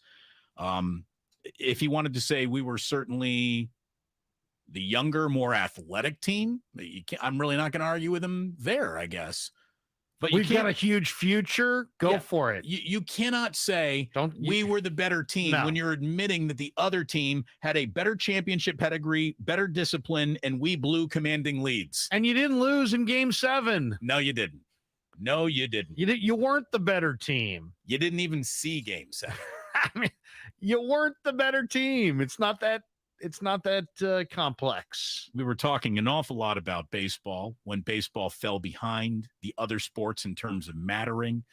And we got some interesting sound about Juan Soto from Scott Boras to get to. But we got 4 people been waiting on hold very patiently. We're good to the people here on 95.7 The Game. Let's go to Mario in San Francisco. Hello, Mario. Hey, gentlemen. Hope everybody's doing well there. Thank you for taking my call. One thing that I've noticed being a 43-year-old is how baseball, like you gentlemen have mentioned, marketed. Growing up watching baseball on TV, as an example, watching the San Francisco Giants, I was also exploited or able to watch the Braves on TV. So I grew up as a Giants and a Braves fan because I could watch these teams on TV. Access. I think regularly. The way that the teams are marketed, yes, the players aren't marketed a certain way, so there's no fan relation. Like it doesn't feel like it's that anymore. You still remember some of the players from back in the time of your John Smoltz, Greg Maddux, Tom Glavine, Steve Avery, Giants players, Reggie Sanders, Ellis Burks, and the list can go on. Kirk Manwaring, players that I just grew up knowing that we talk about in the household, and it just doesn't seem like it's like that anymore. Yeah, it's not part of the daily conversation. I mean, the thing that baseball had going for it was your everyday sports friend, and it doesn't feel like that. Because, I mean, I was talking about this with Ray. If you want to watch your favorite team and you want to watch all 162 games, you need like 7 different subscriptions. You need to subscribe to Peacock. You need to subscribe to MLB.com. You better make sure you have your Facebook page open because it might be there that day. You need to have cable. You need to have local cable. And you need to be subscribing to your local regional channel as well. It's really hard to find. Like, one of the biggest reasons I grew up a Cubs fan was they played day baseball at Wrigley. We had cable in our house. I would come home from school every single day in like the 4th inning of a Cubs game. And so I just key to the NFL too. Yeah, Damon. It's appointment television. You know where it is, where you can go to consume it. Yeah.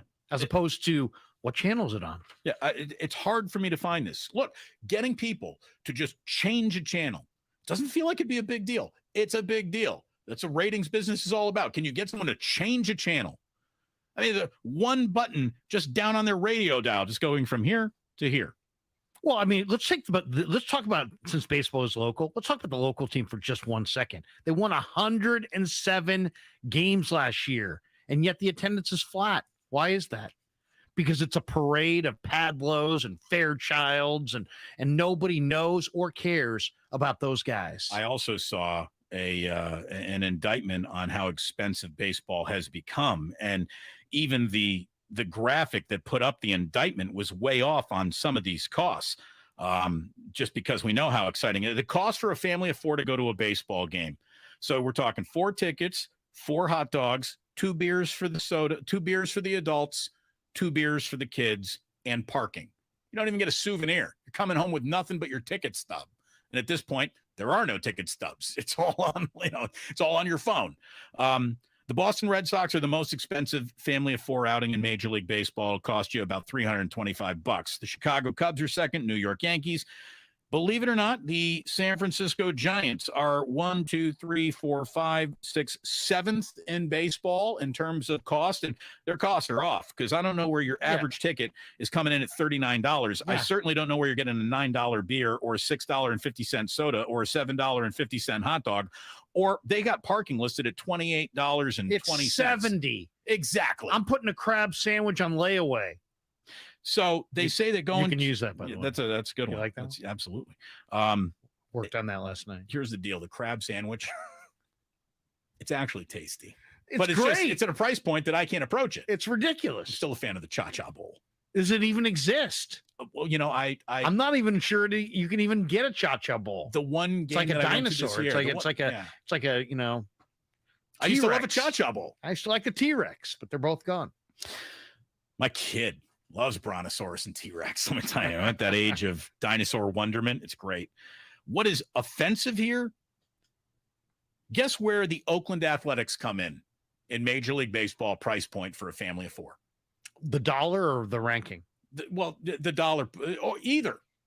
Well, I mean, they're probably ranked near the bottom, but they're 12th, Larry. Oh, they're 12th. Well, that's the market. That's Northern California. But that's $32.56 for a ticket.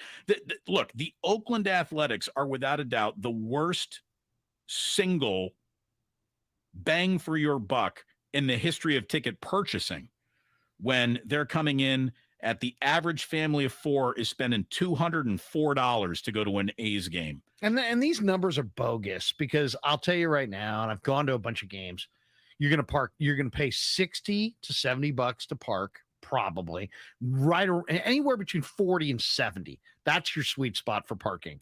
Okay. It might be cheaper over in Oakland as it currently sits. Right. But I mean, even in San Francisco, if you parked on the meters, the meters used to go to 6 o'clock. Now all the meters by the ballpark go to 10 o'clock. Right. And you're paying $30, $40 for meter if you park at a meter. So you're paying 30 to 70 to park. You're going to pay roughly, I would say, about $100 for a ticket. And you're going to pay obviously $6 for toll. If you're coming out of the East Bay, you're going to pay $20 in gas. I mean, the expenditure to go to a game is right around, I would say, $300 to $500 easy for a baseball game. Have you ever had one beer at a game? Just one? I don't drink not? at games Right. because I just don't, I did order 3 beers at a Warrior game, and 3 tall beers cost me $52 at the Warrior game. So that's another thing. Joe Lacob doesn't want to pay Gary Payton all this and that. Do you know how expensive our payroll could be? That's all great. $52, Joe, for 3 tall boys. So a double tall whiskey ginger ale that I had at a Fish show, right? I went to go see Fish, had a great time, loved the concert. I just want to, They're like the Dead remake, aren't they? Little bit. That's a pedestrian way to describe it. So a buddy of mine, don't be the music no, snob. I won't be. But a buddy of mine, I covered the tickets, got the tickets taken care of. So buddy of mine's like, man, thank you so much for taking care of this. I'm going to go get a round of drinks. So I'm like, I'd love a double tall whiskey ginger ale. My buddy was like, dude, I'd love a double tall whiskey ginger ale too. Jillian heard that. She's like, would you give me a double tall whiskey ginger ale? I like the way it sounds. Yeah. So now we got 3 double You're tall, trendsetter. 3 double tall whiskey ginger ales. Yeah. $126 for 3 cocktails, $42 a pop, which meant if it wasn't a double, it would have been a $21 cocktail. That's like going to the back room. That's like a backstage pass to the champagne room at Cheetah's or something. Dude, $126 for 3 cocktails. Do you know how much cocaine we can get for $126? I don't either. I really don't. No, but that's ridiculous. What's the going rate? I don't know. I don't do cocaine. There's no way to say I don't do cocaine without sounding like you do a lot of cocaine. Right. Anyways, well, I saw Damon hanging the other day with Doc Good, and they were walking down the street. But I think Damon's totally fine. Hey, they're both throwing huge cutters, though. Look, it's ridiculous the amount of money that has to be plunked down, and maybe that's something that does really affect baseball, because baseball was the approachable sport. You went to a series sometimes. Do you remember? Do you ever go to a series as a kid? Absolutely. You went Friday, you went Saturday day, you went Friday night, Saturday day, Sunday day. Going to a series was like a true joy. Now that's going to cost you roughly $1,500. My high school graduation gift was 2 weeks in Chicago during a long Cubs homestand, and I went to every game the Cubs played while I was in Chicago over the course of 2 weeks. I easily got in 10 games at Wrigley Field. 10 games at Wrigley Field right now you'd be approaching $8,000. Right. You buy a small vehicle for that. Right. What I spent on my first car, it was like a 1988 Honda Prelude is when I think my first car. Mine was a 70 Chevy Nova, 250 straight 6 bench seating. Nova, Spanish for doesn't go. This is Rudy. Rudy, why is baseball falling behind? All right, thanks a lot, fellas, for taking my call. I almost hung up until I heard Damon talking about his cocaine plug. So It's amazing what makes you stay on hold. Fair enough. I want to say this real quick, fellas. The most popular sport in the world constantly ends in a 1-0 finish or a 1-1 tie. It's soccer, and it's the most popular sport in the world outside of America. From 2010 to 2020, MLB was only behind the Premier League and the NFL in terms of profitability globally, and yet here we are in 2022 talking about the game itself falling behind. The problem is that American baseball just fell victim to American culture. American culture wants fast. They want excitement. They want flashiness. They want it right now. And unfortunately, for American baseball fans like myself, as much as I love the game, I know one thing for a fact. American baseball discourages showmanship. It discourages bat flips. It discourages demonstrative behavior. It discourages guys showing passion on the field. They don't do that in the Asian leagues. They don't do that in the Latin American leagues. The fact that Shohei Ohtani is a revelation to us, a guy that can play the game completely, a hitter and a pitcher. The fact that he's a rarity and a revelation shows how stale American baseball's mentality has turned over time. We think that our players are made out of paper mache and that they only belong in one category at a time. I'm sorry, baseball. I love you, but for the game that calls itself the show, you sure do discourage showmanship almost every single game. I hope they get it right. Thanks for taking my call. That's a great call. Great call. Rack that guy. Rack him.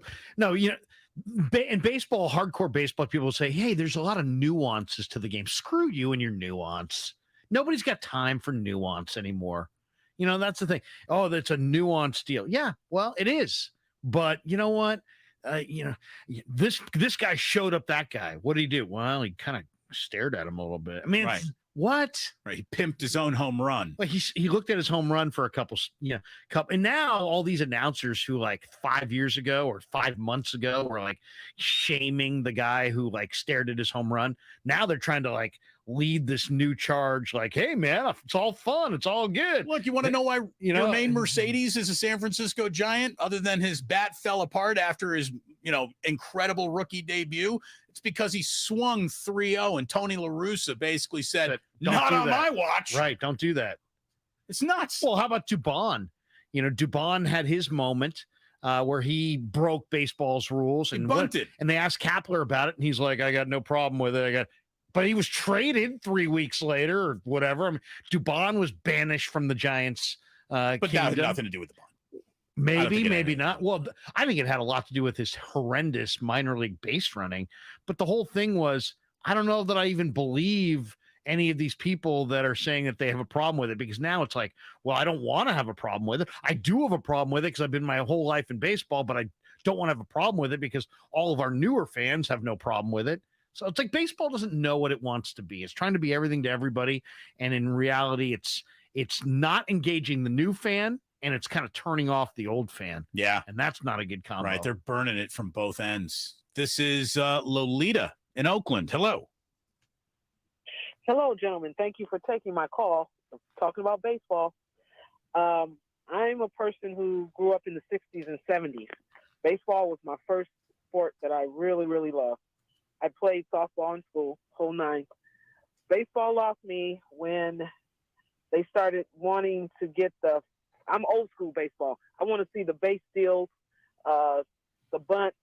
I want to see the strategy. You like a little small ball, and you want to see some action. That's basically what you're saying. You don't want to see movement on the field. The That's only not action in the game is around the base paths. Yeah. Keep going, Lolita. Now, when it turned me off was when they messed with the pitcher's mound. They want to see more home runs. Yeah. Well, when I was at the Oakland Coliseum watching McGuire and Canseco, I saw those kids when they first got started. Then I start seeing, like their necks growing. You can't tell me they didn't know these people were using steroids. Baseball knew it, but they didn't own it. They didn't do anything about it. Then they want to throw other people under the bus, and it lost me. Another thing that lost me is I'm an African American, but I like all races. I don't have any problem. I don't have any problem there. But where are the black players? I don't know. They were there when I was growing up. And my favorites, I'm not saying they were my favorites. Roberto Clemente was my favorite player. Okay. They were some of the greatest players in the history of the game. You could argue that the 60s, 70s, and 80s were the most talented era of baseball because you had full inclusion. Now you hardly. What is the percentage of African American players in the game today? 3%? I think it used to be 11. Now it's 3. It's trending in the wrong direction. Lolita, thank you so much for the call. Really appreciate you tuning in today. And man, I just read an article about how the exclusion, because I think it was it Mookie Betts who was at Dodger Stadium, and he was wearing a T-shirt that said, "We need more black people at the ballpark." He was wearing a T-shirt right before the All-Star game, and it said, "We need more black people at the ballpark." And there was an article that I read a couple of months ago that just was highlighting, let's say your high school kid is officially becoming a bit of a baseball player. Well, the amount of money that I'm you're living going this, by the way. My that you're kid going to have to plays high spend school on, baseball. but on to get to travel ball and all these summer clinics and the things that if you'd really think you're going to take this to a level that would maybe produce a major leaguer, the amount of money that it takes to just groom a child from the ages of 10 to might get drafted is in the tens of thousands of dollars. Yes. Youth travel ball is a big reason why poorer communities have been pushed out of the funneling of talent to the game of baseball. No question. There's absolutely no question about it. And it comes out of nowhere. And it's not just travel ball. Go buy a bat. You know what a bat would cost you? Oh, if you want a real juicy one, you're talking $300, $400. $500 to $700. So like I just bought my kid double tall ginger ales at Chase Center. I bought my kid a couple because they're playing, like they wanted to use wood in the summer. Uh-huh. Oh, forget it, kid. You're not gonna. No, I mean I had to buy him a couple wood bats. They were like $100 each, and it wasn't like we got the best bat. But as soon as you break one, it's gone. Yeah, you get jammed. Boom. I'll tell you one other thing is I turned off when they framed the Barry Bondses and Roger Clemens for the entire steroid era as Bud Selig skated into the Hall of Fame. It's disgusting. And was making $50-70 million a Nothing year. pisses me off more than Bud being in the Hall of Fame. Bud's in, Bonds is out. Bud was a car salesman. Bonds was a genius. We got to go real fast. Damon and Ratto on 95.7 The Game with Larry Krueger in. We're brought to you by Fremont Bank, full service banking. Nothing against car salesmen, by the way. No compromise, especially at BMW Fairfield. What's up, everybody? Nick Costos here with the Sports Betting Minute, brought to you by Bet River Sportsbook, your hometown sportsbook. Pro Football Futures Market looking at Las Vegas, plus 650 to win the AFC West, maybe the best division we've ever seen. But Las Vegas is a really good team heading into the year with a potentially explosive offense, 2 good passes.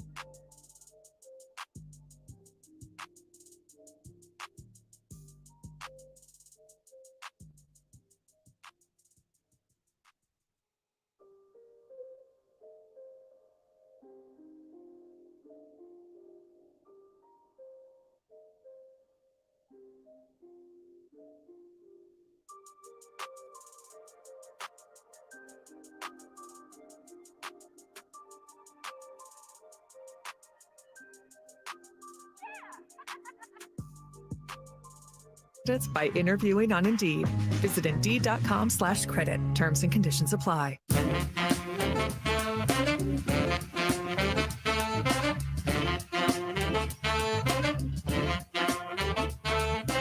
Now back to Damon and Ratto, brought to you by BMW Fairfield on 95.7 The Game.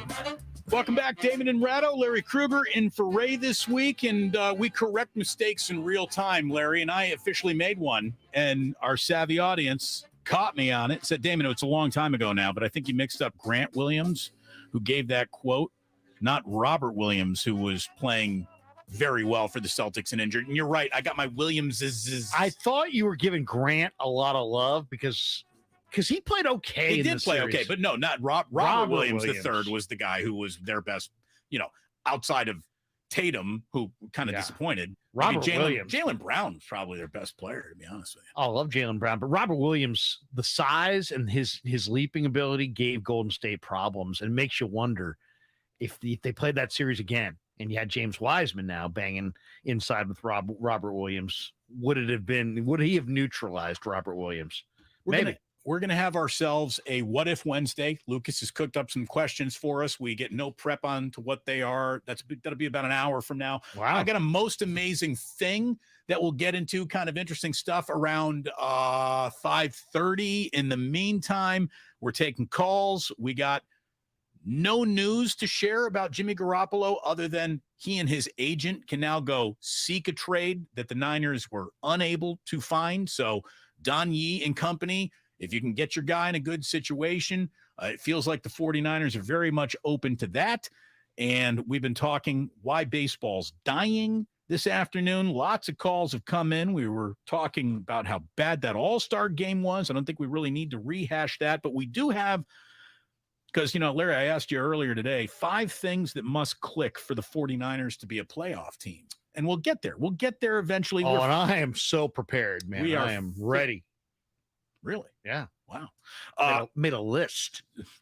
Look at that. Thought it over. 50 days until week 1 of the NFL season from today. We got Bills and Rams on September 8th, Thursday Night Football. Week 1, 49ers at the Bears. You could not open with a better opponent. Kyle Shanahan should strip Matt Eberflus naked and outcoach him in that game.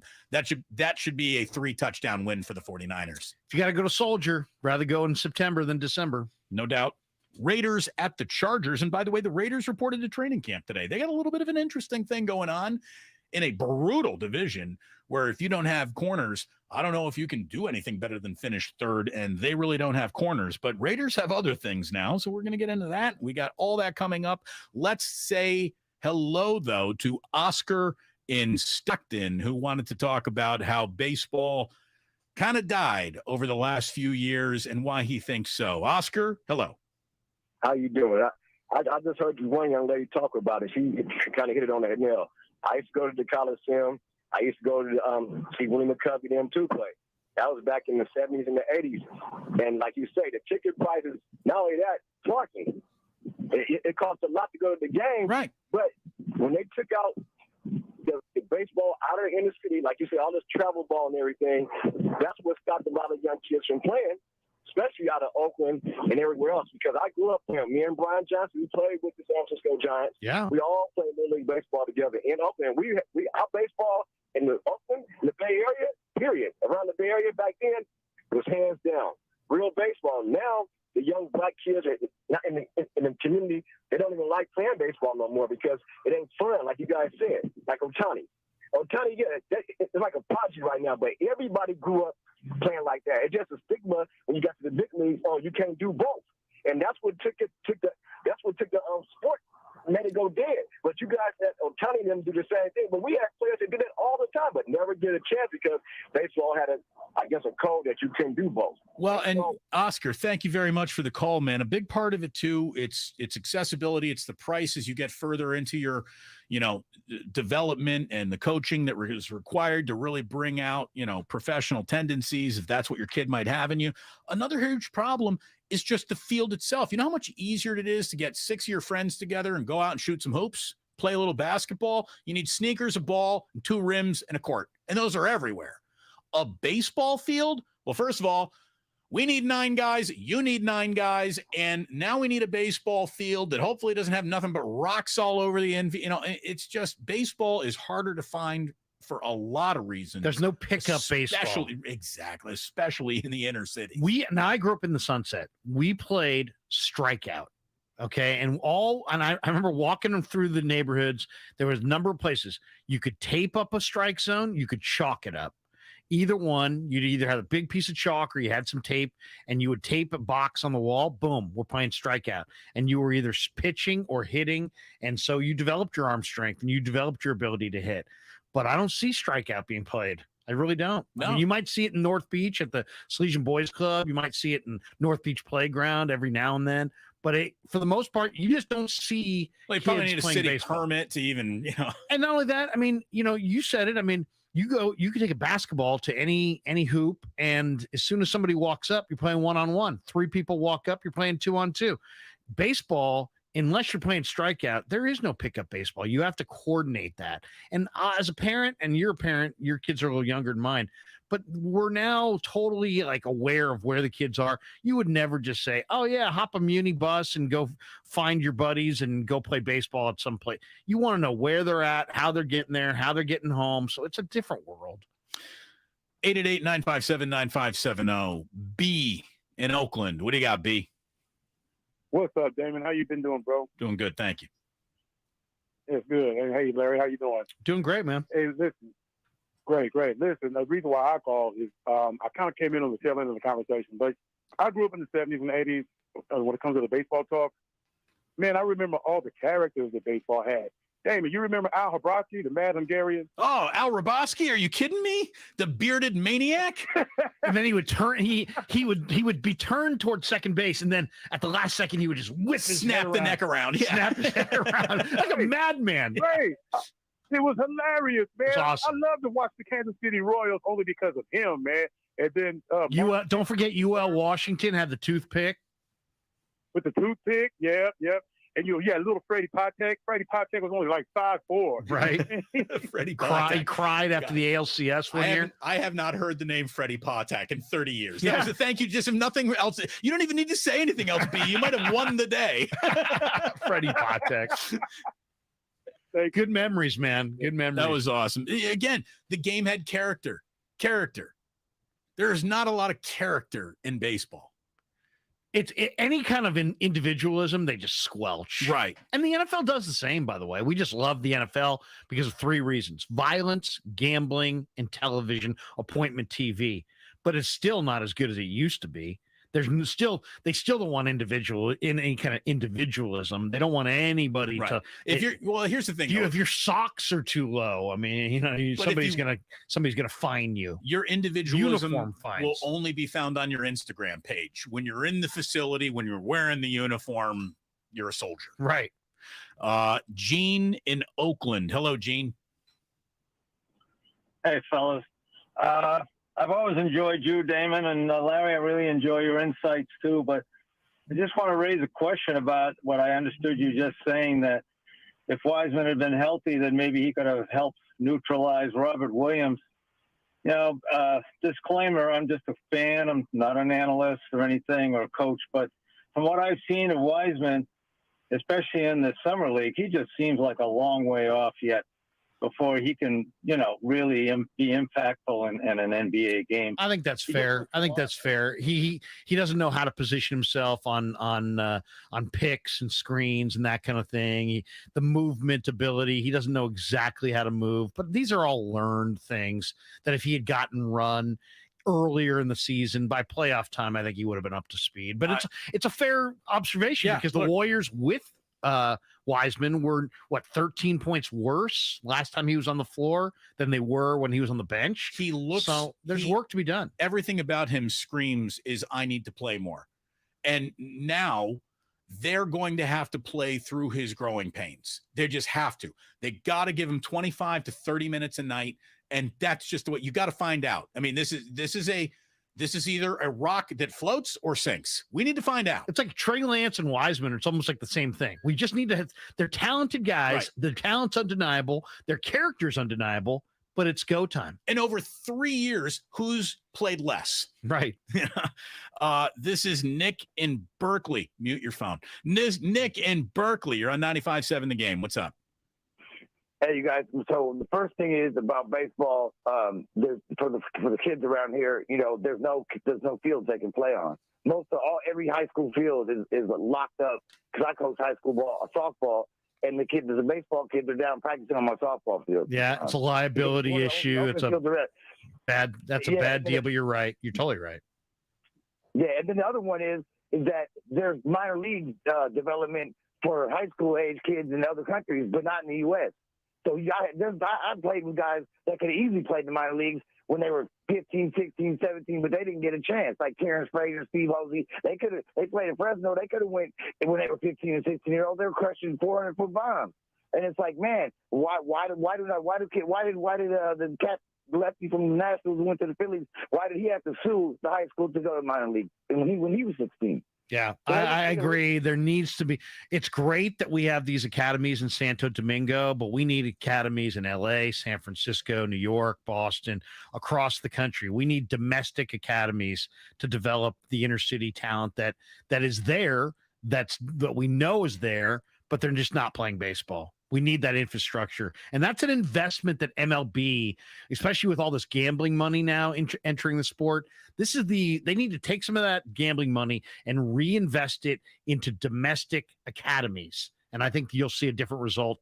It might take 10 years, it might take 20 years, but I think we'll see a change. Welcome, one and all, to your 5 o'clock hour. You're listening to 95.7 The Game, KGMZ FM in HD1 San Francisco, an Odyssey station. Real quick, I want to do 5 minutes on Soto and a possible trade because Scott Boras was talking about it and said some interesting things, and then we will get to our list of what the Niners need. But Jim Bowden today basically wrote, the Giants have been looking for their next megastar since Barry Bonds left, and a trade for Soto would certainly check that box. San Francisco has the prospects to make the deal and the financial resources to sign Soto to the long term. The Nationals would ask for either shortstop Marco Luciano or outfielder Luis Matos, headliner left-hander Kyle Harrison, then outfielder Elio Ramos. They're talking about Pomeris, throwing him in, throwing 2 mid-level prospects, a major leaguer, some sort, and the Giants could be actually in the Soto sweepstakes. Here's what Scott Boras had to say about how angry Soto became, I guess, and how angry Scott Boras became when this offer was made public. He was talking today on the Joe Sherman, John Heyman podcast. We've had many offers and many discussions with the Nationals and their ownership, and it's been conducted in complete privacy. And I think that's what one hoped for, and that's why the dialogue continued. But no player likes to go and immediately when these things get into the marketplace, all of his peers come to him, and all of a sudden, a lot of players, particularly veteran players, like to believe that they want to help one. They want to reach out to him. They want to discuss this. They want to give counsel. They want to give advice. And in doing so, the players, they want to go to the ballpark and see their peers, and they want to play baseball, and they don't want to discuss these things. They've been discussing it with myself and his legal counsel. We're working together all the time through this. He's been just given eons of information about futuristic values, economics of the league. Look, it's real simple, Scott Boras, and you know this too. There's a reason why the Nationals went public. They put their best offer in their mind on the table, $440 over 15. You might not like the annual average value. However, it's the most amount of money ever guaranteed to a baseball player ever. You said no. So we're going to let everyone know that you just said no to the greatest contract ever offered. It still wasn't good enough for you. We don't want to look like the bad guys who didn't try to sign you. A 15-year, $440 million offer is a legitimate attempt to keep someone in town. It is. It truly is. I mean, you talk about your annual it's average record-setting cash. It's, and every penny of it's guaranteed. So how it's parceled out over the next, 15-year contracts just on their own. I may want to throw up. Rick DiPietro, the goalie for the Islanders, and he signed like some 15-year deal in the NHL. If I were this radio station, I would never give Damon Bruce a 15-year contract. and I will age perfectly. Listen, can't trust you him. just no, but you don't give anybody a 15-year contract. You know how many things can go wrong in 15 years? It's a long time. It's a really long time, and in sports, it's a lifetime. I mean, to try to project what anyone might be 5 years, 7 years down the road is an impossibility. 15 years, that's a generation. That's the gap in generations, for goodness sakes. So I just don't. I understand why the Nationals did play well, you know what? If they're going to say no to that, let everybody know we tried. What's Boris's issue? What's his issue? His issue is he wants more. He thinks he's looking at a $500 million a year player. But I mean, what's his issue with trade rumors? Why does he care? Well, he's angry that he didn't float them, that the team did. That's what he's angry about. Anyways, here is Boris explaining why the Nationals wanted it out there. Why would a team do this? And the answer they would do it is, for me, is that they want all the suitors to know that they have the greatest asset in the game. And they have put a mark on that greatest asset that is monetary. And by the way, they're selling the team for a monetary value. So it's akin to, excuse me, let me take you to the backyard and show you my ocean view. So it is something that I understand why they would do it. I know the merit of it. I'm going to just cut this soundbite off a little here because, that's a great way to wrap it up. There's no general manager in baseball who needed to have a guesstimate as to what this guy might be worth. The Nationals put their best offer in front. He rejected it. They're saying we're not going a penny more. And everyone knows the house in Malibu has the ocean view. This guy's Malibu. And everyone knows that. Everyone in baseball knows that. He is a 23-year-old sexy Ted Williams. We've described it already. So, he's talking about what teams would have to give up, in order to go ahead and why you'd have to shoot for the moon to get a player like this. If there's an owner out there that is all about winning, remember, you get Juan Soto for 1, 2, 3 postseason runs and have complete control over them. That has a substantial value to a club that has coordinated a body of talent that says in the next 3 or 4 years, I'm going to be a winning club and I'm going to go all in to do something. So that gives great motivation to a few clubs who are in that position to trade for him and to give more than they would otherwise give because their model is at a height of that window where they've built this over a 5-year plan to be at that Everest of trying to achieve that rare goal of winning 1 championship, if not 2. And normally clubs will give up more than you would expect because it's that time, it's that moment in their career, in the career of the owner and winning world championships when you haven't won in a while, to do that feeds that frenzy. You get Scott Boras today on the Joel Sherman, John Heyman podcast. So very interesting. Yeah. I thought that was very interesting from the standpoint of Boras is shaping this like this is a player who is not going to sign an extension no matter what. Like he's driving Soto towards the market free agency in a couple years, where if you're the Giants and you're going to give, 5 of your top 7 prospects, let's just say, wouldn't you want to negotiate a long-term deal so you didn't just have them for 3 years? Are you really going to trade Marco Luciano, Kyle Harrison, Luis Matos, Will Bednar? You're going to trade your top 4 prospects and more for 3 years of Juan Soto? Probably not. But that's the way Boras has this shaped. Like if I'm a Giants fan, the Giants have had a $200 million payroll in the past. It's at 155 this year. They have $92 million committed to next year. They only have DeSclafani's deal on the books for 2024. They're a total blank slate. The Giants should have a lot of interest in trading for Soto because he's a great player, but they should have a lot of interest in extending him. And it almost sounds like Boras is not open to an extension beyond when he's set to be a free agent. And if that's the case, then if you're one of these teams, why do you want to trade 6 of your top prospects for 3 years of a player?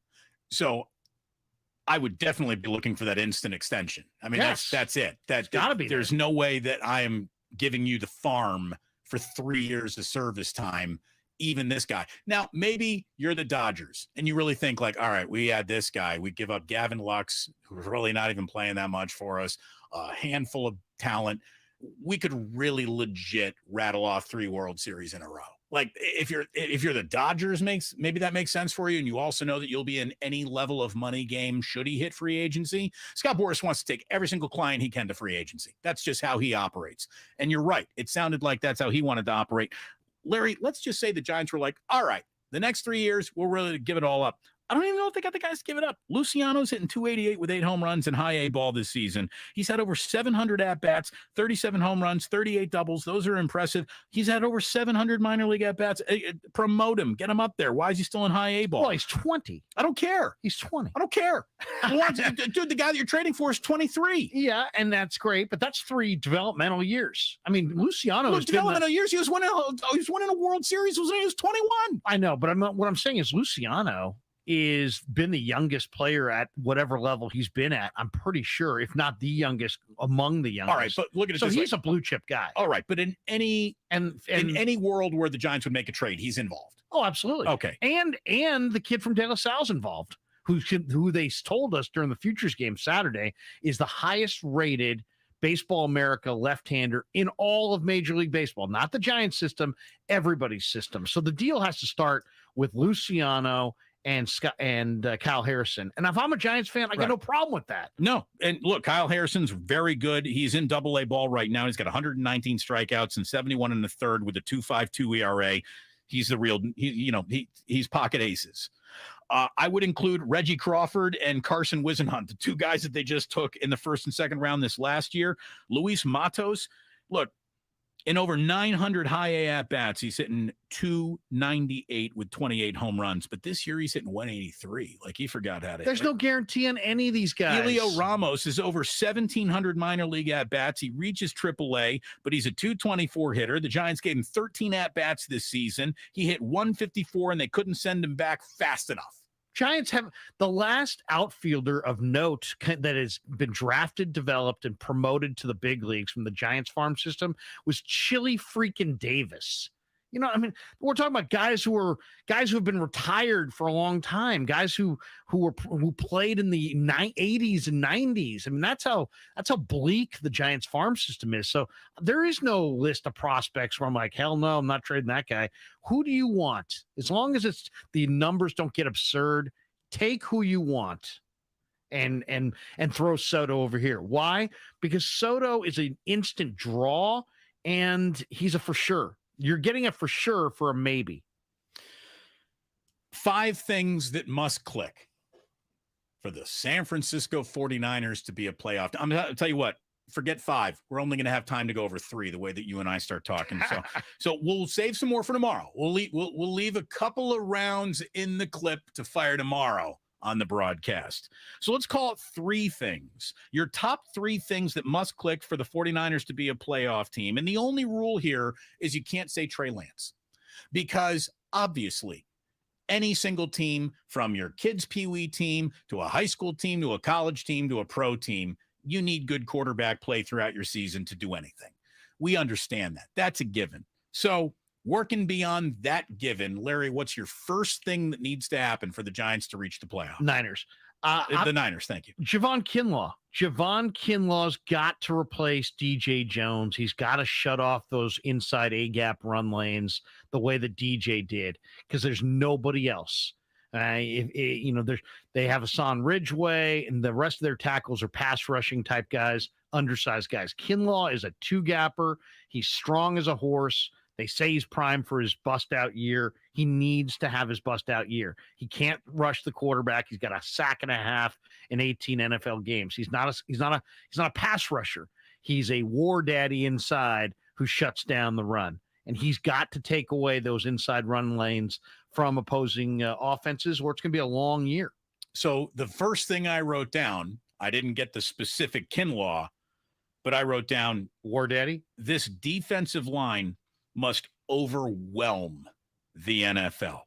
The 49ers had 48 sacks last season, pushing that north to 50 with a thou shalt not run mentality. Like, Bosa doesn't necessarily need to be a defensive player of the year candidate.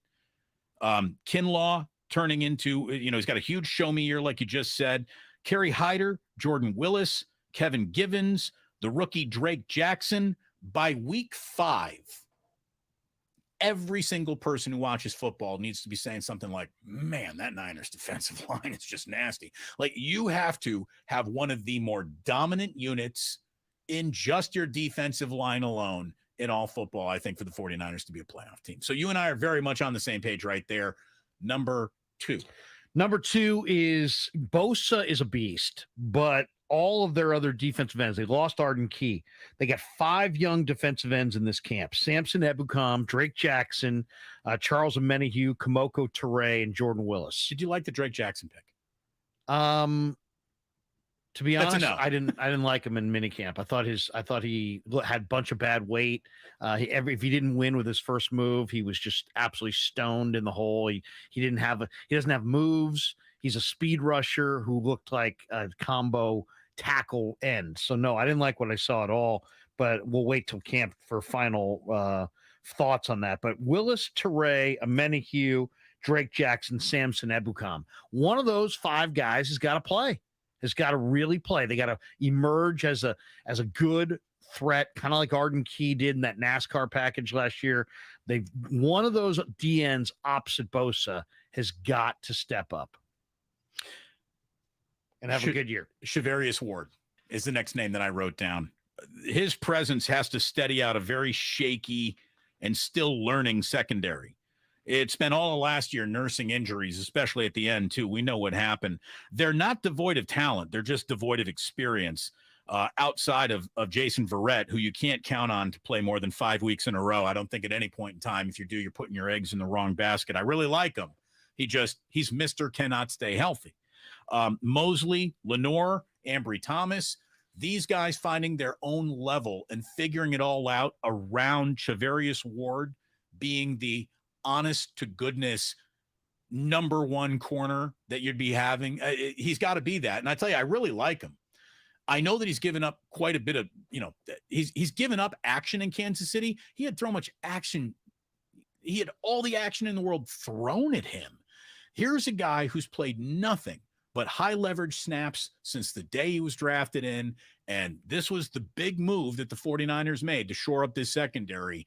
If he doesn't click, if he's not part of the reason why, hey, you're getting interceptions now, and you're absolutely not looking at your defense through the prism of, man, we got a rough secondary.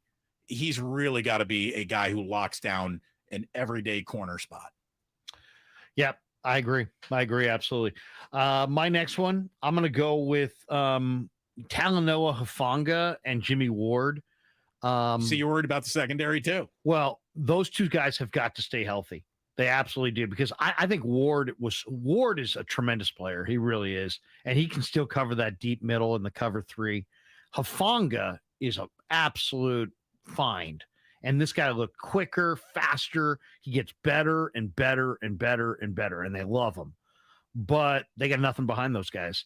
Tarvarius Moore is a jumbo corner who takes terrible angles. Who did take from Indianapolis? They got George Odom. Odom. Yeah, I don't know what you can expect out of him. Special teamer that they think can play from scrimmage. They also have a couple undrafted guys, that Taylor Hawkins, who played the corner at San Diego State, and then Leon O'Neal Jr. from A&M, who guaranteed he was going to make the roster. He was a good football player at A&M, but he lacks some coverage ability.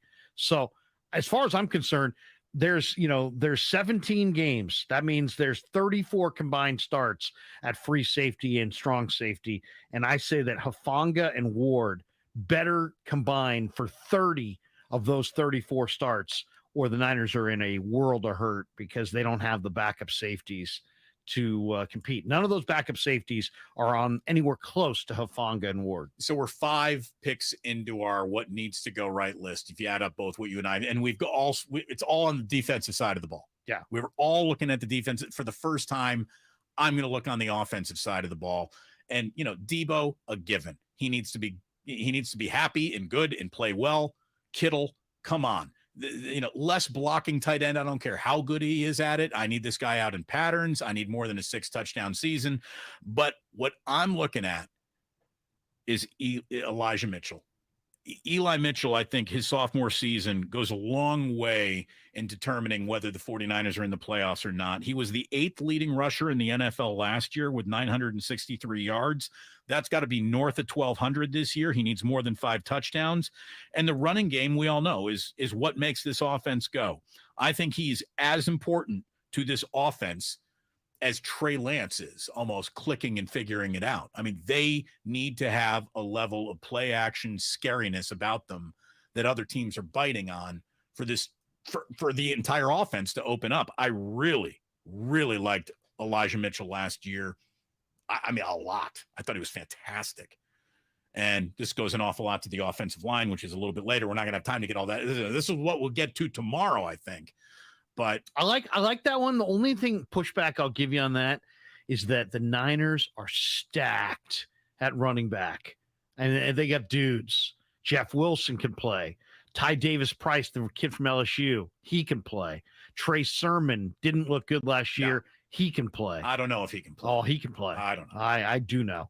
Jordan Mason, the undrafted guy they got this year at G-Tech, he can play.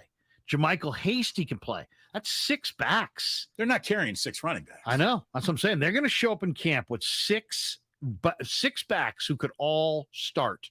And I got tons of confidence in their depth at running back. I just think they're so loaded there that even though I agree with you, I love Elijah Mitchell, but like, let's say Mitchell gets dinged and it's Ty Davis Price or Sermon or Wilson or Mason. All those guys can do the job. Every back they bring to camp can do the job.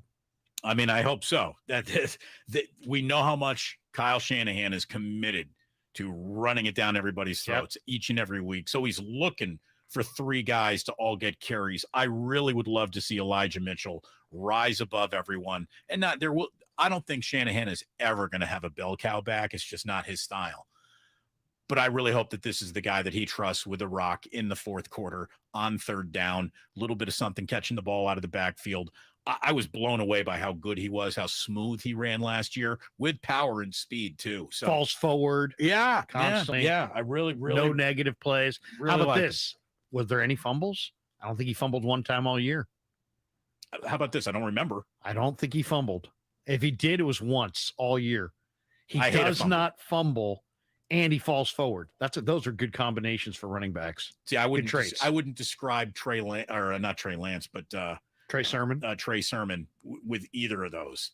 I love Trey Sermon. Trey Sermon had a 300-yard day his final year at Ohio State. Right, but those are a dime a dozen almost. I mean, he didn't blend with Bobby Turner. He didn't hit the hole hard enough. This year, I just saw him at the minicamp in May. Last year where he would be tapped, kind of tiptoeing through the hole. Now he's bursting through the hole. Trey Sermon's a ball player. You're going to see it this summer. I hope so. I doubt Buckeyes. You're getting an anti-Buckeye deal. That's anti-Buckeye. But he also started at Oklahoma. That's another reason I like him. He was good with the Buckeyes. He was good with the Sooners. 2 different offenses, 2 different conferences. Trey Sermon can play. We're going to have a most amazing thing in just a minute. Here is Paul in Cupertino, who, bringing it back to baseball. Because, look, last night, I think we all agree that all-star game was, a little bit boring. The uniforms didn't capture anyone's imagination. I don't think there was a style of baseball that captured anyone's imagination. I think baseball was essentially a show of dots appearing around a square with the numbers 83 to 102 sometimes appearing next to the dot. And that's the whole show. The art of hitting is dead, and it feels like it's taking baseball with it. Paul in Cupertino, what do you got? Hey, guys. I grew up watching and playing soccer. I wasn't much of a basketball fan, but when I moved to this country, I immediately loved watching NBA. And I loved the NFL, too. I could, however, never like baseball. It's if I compare it to cricket, which is also got a ball and a bat, and there are several similarities. Cricket used to be pretty boring too, but it's got a lot of things going, and it changed the format where they've where one team is basically got in a limited number of pitches, one team has to make whatever score they can get to, and then the second team basically gets to chase that, and if they chase it successfully, they win. Firstly, cricket is played on a 360, so you can you give up a little bit of the power that baseball has, but you can steer the ball in any direction, and every ball you can hit a 1 run, 2 runs, a 4 or a 6. A 6 is the home run equivalent. And the viewership in cricket has gone to millions of people. Yeah, I heard they just signed like $1 billion contract, like the richest cricket broadcasting deal in India's history. Really? Yeah, it is growing. And Paul, thank you very much for the call. Look, baseball lacks action. Just there's no other way, I think, to even say it and even come close. It just lacks action. Even when the game was at its most actionable, you could still make the argument, well, this game lacks a little action. But I fell in love with it. I don't know if fathers are passing down to sons, to daughters, this romance attached to baseball, because I feel generations, my generation, officially morphing from I used to love baseball to now this is a little bit boring. And it's not boring because I come from a microwave my entertainment and serve it to me immediately generation. I'm still from my generation. I appreciate patience and nuance. And, Bob Costas would always used to say, while every single game has a clock going to 0, baseball is played with the soothing pendulum of a grandfather clock. Until next year when they introduce the pitch clock, which is in the minor leagues this year. Well, but they need it. They're having success with it in the minors this year, so it is undoubtedly coming to Major League Baseball next year. Well, they need it. You know what? Tony Clark talked about it yesterday. I believe. You know what a huge problem with baseball is too? Like 4-minute long commercial breaks. I mean, you are dragging out. There's never been a game that Americans have ever decided to play that is begging to have just sell more in-game graphics. They're doing it in-game. They're doing it. Like I see it when I'm watching the Giants. Right. They'll go to the mound, and all of a sudden, here's a Pacifico commercial or whatever it is. They always say, "Let's pause for a message from Pacifico," but there's no message. It's just right. But take all the downtime of baseball. There's just a lot of downtime, and doesn't need as much downtime. Take all the stuff that used to be done, and I'll cut out all the downtime. So now there's a lot of pitching changes, and you got 7 pitchers a night that are coming in. Well, guess what? All 7 of those pitchers warm up in the bullpen, then walk to the mound, and then warm up again on the mound. Right. That's 7 pitchers warming up that you're sitting through. Bring back mound carts. Well, no, we're at a point where you can absolutely replicate the exact dimensions of a mound, whether it be in the bullpen or on the field. Do it. And then don't let these guys warm up even one pitch on the mound. You come out of the bullpen, you step on the mound, game on. Cut out all the lag time, all the mound visits. They've done that kind of effectively. Keep the pace going. And then let's be honest too, the Yankees and the Red Sox, because of we're going to get to the soft underbelly of your middle relief, they've designed this whole game plan where it's just take. We love on base percentage now. Yankee Red Sox games are the longest. They take 5 hours. It's like a college football game with 6 overtimes every game. By the way, college football's got to stop the old stopped clock on first downs. Oh, college football's eternal, but it doesn't seem like it bothers college football fans. But baseball is eternal, and I think now it's considered to be smarter baseball if you take. And if you're really going to commit to a 200 pitch, game, trying to make your opponent throw 200 pitches, that takes time. And then if you really want to get to the soft underbelly and middle relief, that takes time. And now that may be how you win, but that's not how you win at the box office. This is Rich in Fremont. You're on 95.7 The Game. Rich, what do you got? Well, it's funny. I was going to talk about what you guys were talking about earlier, but then you pivot toward the Niners, and that kind of changed me. And then got a flash. The Warriors have just signed Matt Mcclung to a 1-year deal. Yes, Matt Mcclung, 1-year deal. Yeah. And so now I'm just kind of all over the place. Well, hit it all. Just do it quick. I'll go where I started. I think when I look at baseball, and one of the reasons why I just was never really excited about it, and I've been in the Bay Area all my life, it's just that it is a very, very slow game. And because it is so slow, and, they talk about, people not having good attention spans. It has nothing to do with that. It's just the fact that the game is very slow. Okay, not a lot happens. A home run happens, and that's the highlight of the night. You can go in there and sit for 6-8 hours and leave, and the game is 2-1, and that's the winner. I mean, hey, people watch basketball because it's fast. People watch hockey because it's fast.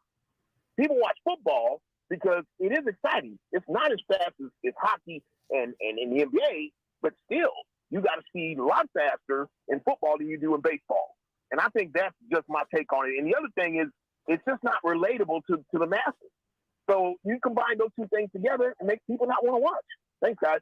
Rich, thank you very much. Before you get into it, we got breaking news. 95.7 The Game breaking news. Brought to you by the Beat the Streak podcast. Get an inside edge on how to win the $5.6 million prize every day this baseball season. Listen on Odyssey or wherever you get your podcasts. Adrian Wojnarowski is reporting that the NBA has fined Golden State Warrior owner Joe Lacob $500,000 for his recent comments on the Point Forward podcast discussing the league's collective bargaining talks, which included Lacob describing the league's luxury tax system as such. Here's the sound from the podcast.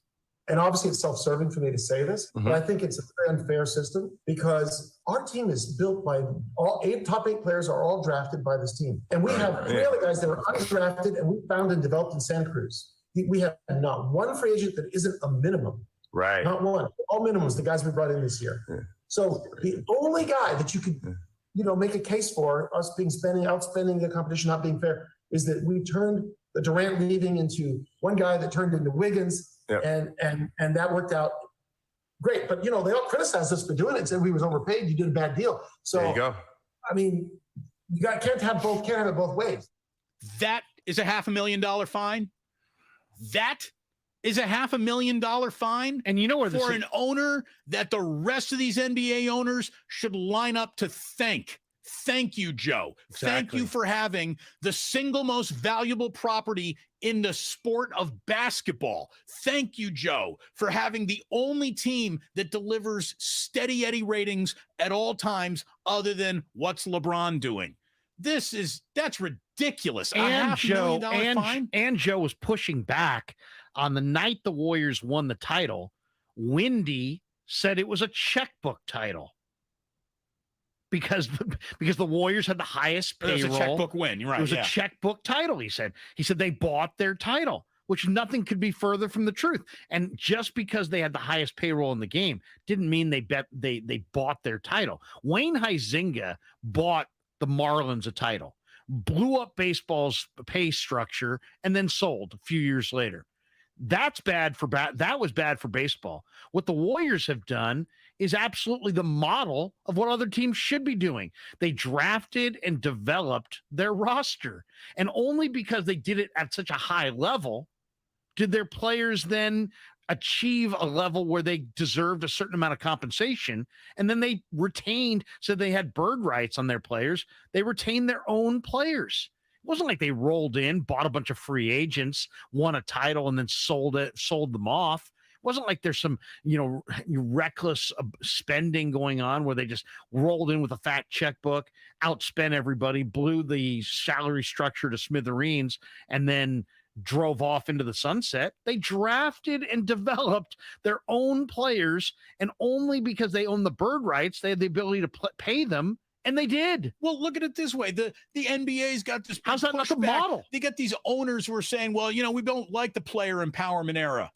But you're going to take an owner who's trying to empower his own team by keeping players happy and in and under his own tent?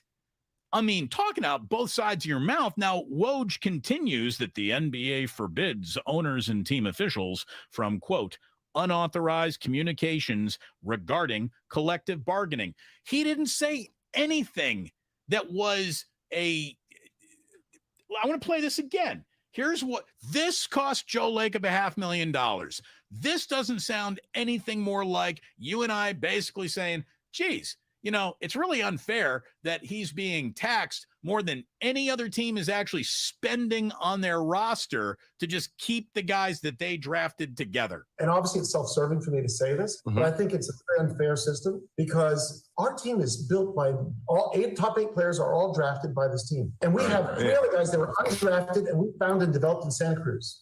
We have not one free agent that isn't a minimum. Right. Not one. All minimums, the guys we brought in this year. So the only guy that you could, make a case for us outspending the competition, not being fair, is that we turned the Durant leaving into one guy that turned into Wiggins, and that worked out great. But they all criticized us for doing it, said we was overpaid. You did a bad deal. So there you go. I mean, can't have it both ways. Is that a $500,000 fine for using the word unfair? He's commenting. He said, I think it's unfair. Yeah. Well, and I think he's trying to advance the conversation to basically show the rest of the owners that, the current game plan or the current rules are outdated and really need to be changed. That's what he's saying right there. I mean, look at Golden State. They had Peyton and Porter. Their combined 22 and 23 salaries for Peyton and Porter was $14.3 million. They replaced Peyton and Porter, you could say, with DiVincenzo and JaMychal Green. Their combined salaries are $6.3 million. The difference in luxury tax between the first two and the second two equates to $52.6 million in tax. So what Joe's saying is the repeater tax is incredibly punitive, and to the point where, heck, what is it better to break these relationships? The fans make relationships with these players. They relate to the players. Is it better to have more guys with their teams for a shorter amount of time and get down the road? No, it's better to build those relationships between the fans and the players. And spend that extra money. But the repeater tax is so ridiculously punitive that it's gotten to a point where it's like, is this the best thing that the NBA can do for competitive balance? I think they can come up with a better system. I agree with Joe. That's terrible. It's the most biting the hand that feeds you move the NBA has done in a really long time. By the way, it also is going to completely, I bet, screw up Joe's desire to come on in studio eventually before the season starts and just talk with us, because the NBA is going to be jumping and listening to him like a KGB agent installed a bug in a lampshade. Like, they're going to be hanging on his every single word. Can we get more money out of this guy? Can we get more money out of this guy? He just sent the NBA a check for $300 million, and that's more money than they pay for their team, and it's more money than I think any two teams are combining in luxury tax. It's more money than anyone is spending on their own roster. Plus, what are the ratings for the Warrior games? I'd venture a guess that the Warriors outdraw a number of other teams in the league, if not all of them. Let me apologize for the cost of those double tall whiskey ginger ales that we were talking about. I'm glad I gave it to Joe. We need to, can we pass the hat for Lacob? So should we have our hard-working hourly listeners pass the hat for Joe Lacob to pay this $500,000 fine? Obviously, I'm joking, but good God, that's petty, man. That's petty, because he didn't say, one owner said specifically, like, he didn't share a single detail. He didn't share a single moment of anything that could be called an authorized communication from a collective, from a governor's meeting. I mean, that's the thing. He gave you a candid opinion on the NBA's financial structure and their rules, and because of it, he's $500,000 poorer. Now, he can afford it, but still 500 gur. I mean, that's a ridiculous amount of money to take out of somebody's pocket for a comment. That is crazy. That is crazy. Feel free to mute that phone. That is crazy. Seriously crazy.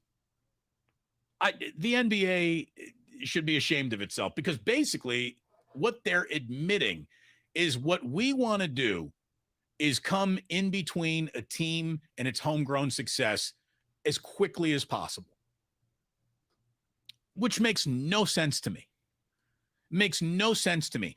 Let's go back in time. Let's go back in time and just apply the concept of Michael Jordan kept playing in Chicago. But, they wanted to move on because he was going to be making too much money. How much more money would the NBA be worth today if Jordan had won even more titles with the Bulls? How much more would the Bulls franchise be worth by making it a situation where people were ready to walk away from greatness in the name of we can't afford it anymore? Was stupid then. It's even more stupid now. It's even more stupid right now. I just don't understand why you would want somebody who has spent exorbitantly on trying to keep ideas that they had together, players that they drafted. You want to get into the whole Kevin Durant thing? Don't like how that went down? They were playing by the rules then. What you should be fined for is when you're not playing by the rules. He just got fined for saying, I think these rules are a little unfair. And I wrote a $350 million check. So it does feel a little unfair to me. What have I done? I built a building. I moved into San Francisco. We've taken a $450 million, whatever the investment was when they bought the team, and turned it into a $6.5 billion entity, the most valuable team in the NBA, not named the Knicks, who are run by a buffoon. Find the buffoons who don't know how to win, not the one guy who's willing to bend over a barrel to win. Well, and then also let's look at what he's actually done. He took a team that was in one of the best markets in the NBA and was totally dead and had no hope, no momentum, no anything, only a stigma. And he washed away the stigma and created a dynasty, and now made the NBA that much more money by having a relevant, model franchise in one of the largest markets. And really, you're penalizing him for the two words, very unfair. Well, is he not allowed to share an opinion?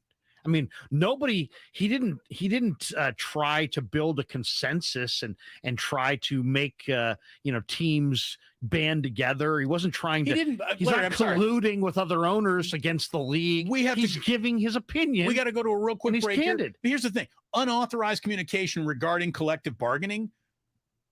Did he say this is unfair on Warriors letterhead and send it to every newspaper in the country to print? Or is he having a conversation on a podcast?